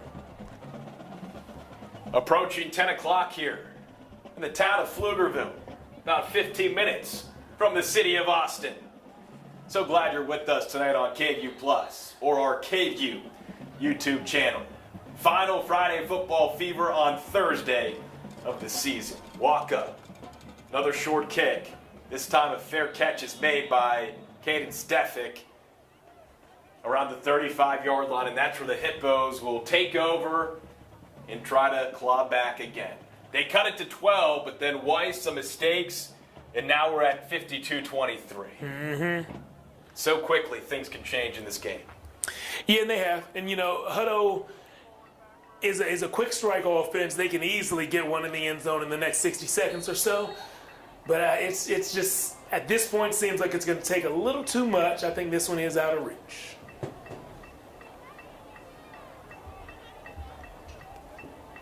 52-23. Weiss leading Hutto. Looking to beat the Hippos for the first time in school history. Here's Will Hammond and the Hippos back out on offense. Hammond surveys across the middle, intended for Alex Green, but it's broken up by Styles Goodman. Nick Thomas there as well for the Wolves defense. Nick Thomas, a guy who plays a little running back as well, so he can go on either side of the ball if needed. Nick Thomas, a junior. Hammond hands it off. Not much room to run for choice. This Weiss defense, led by that guy right there, number 4, Chad Otutu. That's been a big storyline tonight. Defensive front for Weiss, tough as nails. Lawote Jerkin, number 30, probably been the best of the bunch when it comes to rushing the passer today. Chad Otutu making sure no run plays get any ground up the middle. Hammond taking things into his own hands again, keeps the football and gets dragged down. Got enough for the first down, and this drive will continue with 5 minutes to go in the ball game. 29-point lead for the Weiss Wolves on top of the Hutto Hippos. Hammond, play action. Over the middle to Green, and Green, sensational grab. It was behind him, but he comes down with the grab. Jason Stokes there on the coverage for Weiss. Little high, a little behind, definitely catchable and definitely not a problem for Hutto's number 1. No huddle for the Hippos. Here's Hammond. Play action again. Same play across the middle, out of the reach of Alex Green off his right hand, and incomplete.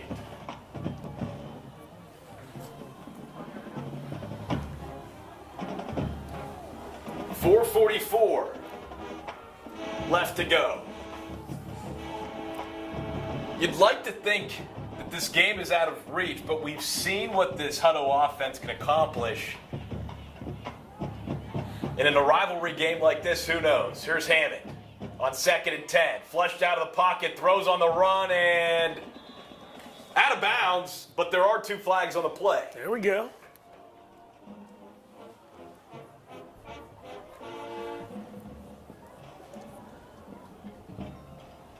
Ref warms his hands up. Let's see what the call is.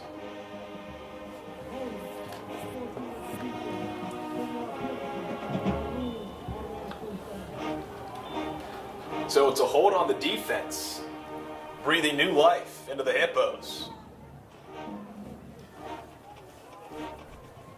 Again, we've talked about this earlier, but not really in this second half. This game means more for Weiss. A win tonight means they would avoid traveling on the road to face DeSoto in the opening round of the playoffs next week. Hutto's opponent is already set. They'll be traveling to Duncanville next week. Here's Hammond throwing Carson LaPlante in motion, handing the ball off to Choice, and look at Darian Choice choosing to run forward, choosing to get the Hippos a first down inside the 15-yard line. 4.5 minutes to go. Hammond calling the shots, the future Red Raider. As Carson LaPlante in motion, takes a snap, play action, across the middle, to Brayton Anderson, and Anderson is in. That's a touchdown for the Hippos.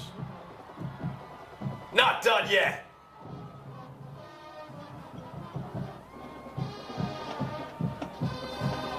Hammond goes across the middle, finds his guy, Brayton Anderson, for the touchdown.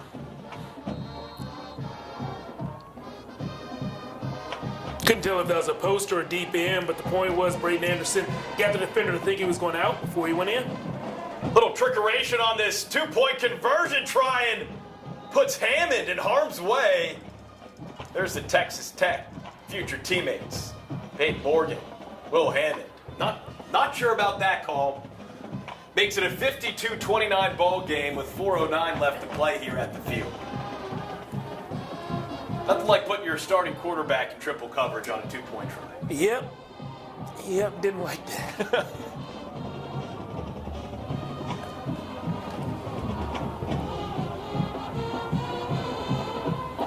We've got one viewer on YouTube saying, I hope this game ends in a tie so we can all go home feeling like winners.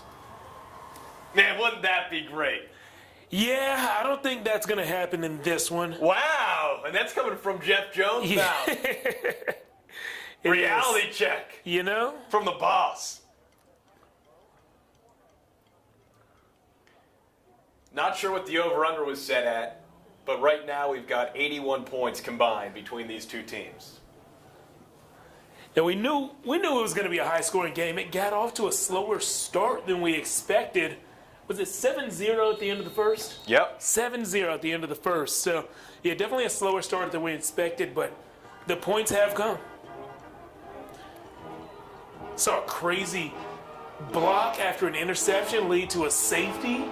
This play has had a little bit of everything.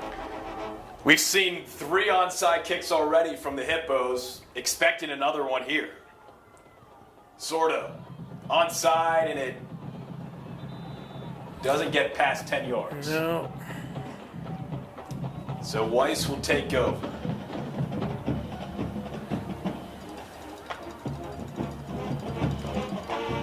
Once again, it's our final Friday Football Fever on Thursday broadcast of the season. So many people to thank to make this all possible for the first time this season. We wanted to highlight more high school football.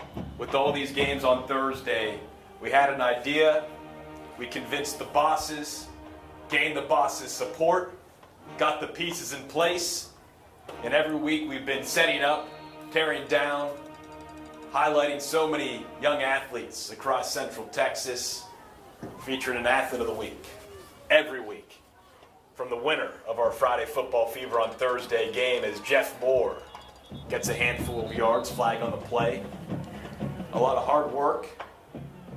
Some more hours during football season.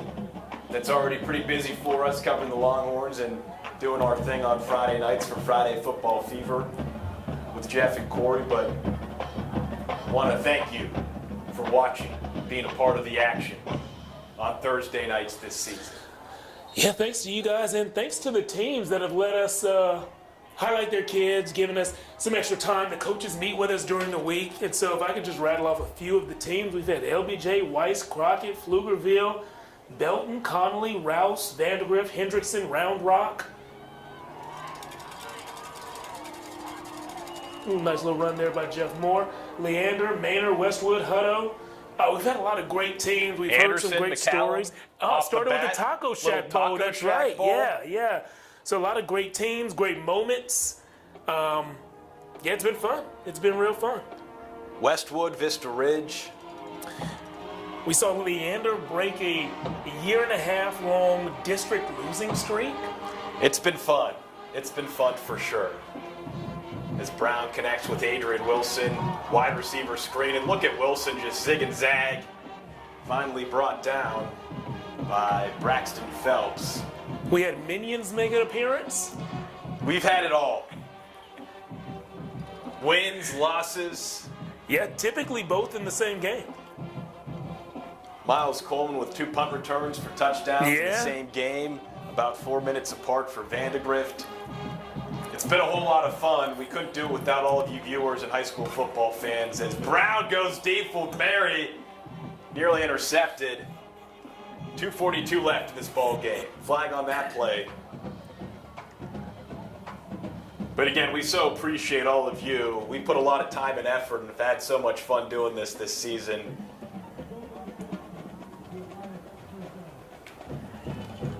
Hopefully we can continue this for years to come. Yeah, that's the goal, man.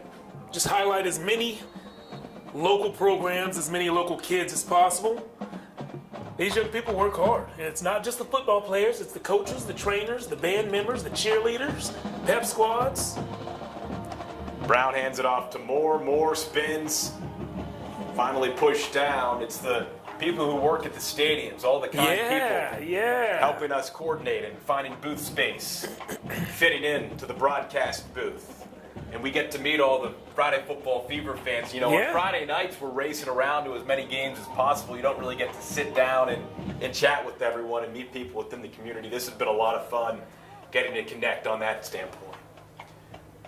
Brown hands it back off to Moore, and Moore, he's got some speed. This Weiss team is uber talented with a lot of skill. Yeah, it gives them a real lift, being uber talented.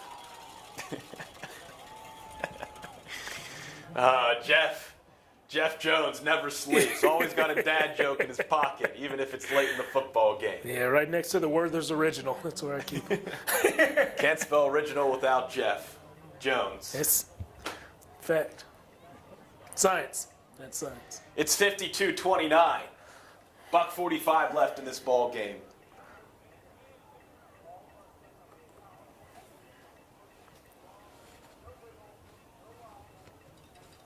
Hippos just couldn't generate enough consistency offensively, some costly turnovers. Weiss creating that separation, that heavy pressure on the defensive front, creating pressure for Hammond. Will Hammond then forcing some bad throws, and the Wolves just took advantage. They'll get to host a playoff game now, and they'll be a tough out in that first round. Yeah, I know the scoreboard says 52 for Weiss, and the offense has done a great job earning those 52 points. But the guys who I just can't stop saying enough good things about are 2 defensive players for the Wolves. Lawote Jerkin and Jason Stokes just jumped off the page. Stokes, a junior cornerback who has 2 interceptions against one of the best quarterbacks in the nation. And Lawote Jerkin, one of the reasons that Stokes has those interceptions, pressuring Will Hammond all night long. The Weiss Wolves, future is bright, and they are strong on both sides of the ball. Did not expect 4 interceptions from Will Hammond. No. And that's why you gotta praise this Weiss defense, because the job they did tonight contained one of the top prospects in the entire country. Jax Brown takes a knee with 1:23 left.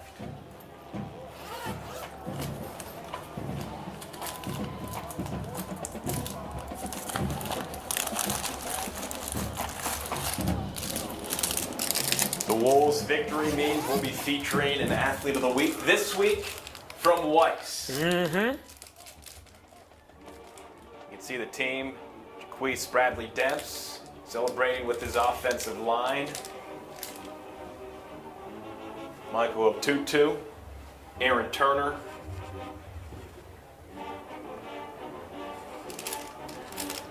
As the clock continues to run. J.J. Mays, number 74, only a sophomore. Gerald Mays, they call him J.J. for short, as Brown gets set to take another knee. Mays with offers already from Baylor, Houston, Nebraska, SMU, and Texas Tech. And that final knee will do it. The Weiss Wolves finish the regular season undefeated here on their home field, the field, beating their rivals, the Hutto Hippos, 52-29. Jeff, immediate thoughts after this win for Weiss? Yeah, that Weiss defense impressed me, especially the D-line. This seems like a team that can really make some noise in the playoffs, and I'm happy for them that their playoff journey begins in a place that's not DeSoto. Right? I don't want to say that they wouldn't be able to go toe-to-toe with DeSoto, they wouldn't be able to put up a fight, but now they don't have to. They can play someone else who doesn't have the top-end talent that DeSoto has, and I think this Weiss team, I wouldn't be surprised if they're playing for another month. I really wouldn't. The Wolves, with the 52-29 win, will get to host a playoff game in the first round. They won't have to travel to DeSoto like Jeff just said. As for the Hutto Hippos, they'll be making a trip to Duncanville next week, or the first round of the playoffs in a couple of weeks. So that is the situation playoff picture-wise for both of these teams. With the loss, the Hutto Hippos fall to 4-6, 3-3 in district play, while Weiss improves to 9-1 overall, 5-1 in district, and now we'll wait and see how Midway fares. Midway beat the Wolves last week, but if Midway loses their final game, that would put Weiss at number 1 in District 12 6A. And you know what, just if by chance there's someone listening right now who is keeping an eye on another local district whose playoff race is going down to the wire, Rouse did beat Elgin 42-21. So the Rouse win over Elgin means that Rouse is in the playoffs for sure. Elgin, if you have fans listening right now, what you're doing tomorrow, the game that would be played right here at the field in Pflugerville, it's Pflugerville versus Connolly. If Pflugerville wins that matchup, Pflugerville is going to the playoffs. If Connolly wins that matchup, Elgin is going to the playoffs. So if you're an Elgin fan, your team lost tonight, but that's okay. Show up here to the field wearing your Connolly green, rooting for the Cougars over Pflugerville, because that's the only way that Elgin gets into the postseason. Once again, it's Weiss 52. Hutto, 29. The two head coaches, Vernon Hughes, Will Compton. Decade-long friendship, but it's Vernon who gets the best of his good friend here tonight at the field. For Jeff Jones, Corey Mose, Johan Castro, I'm Tyler Feldman for one final time here on KVUE's Friday Football Fever on Thursday. Thank you so much for joining us all season long. Get ready for some playoff football and some Friday Football Fever here coming up tomorrow night. Get home safely, everyone.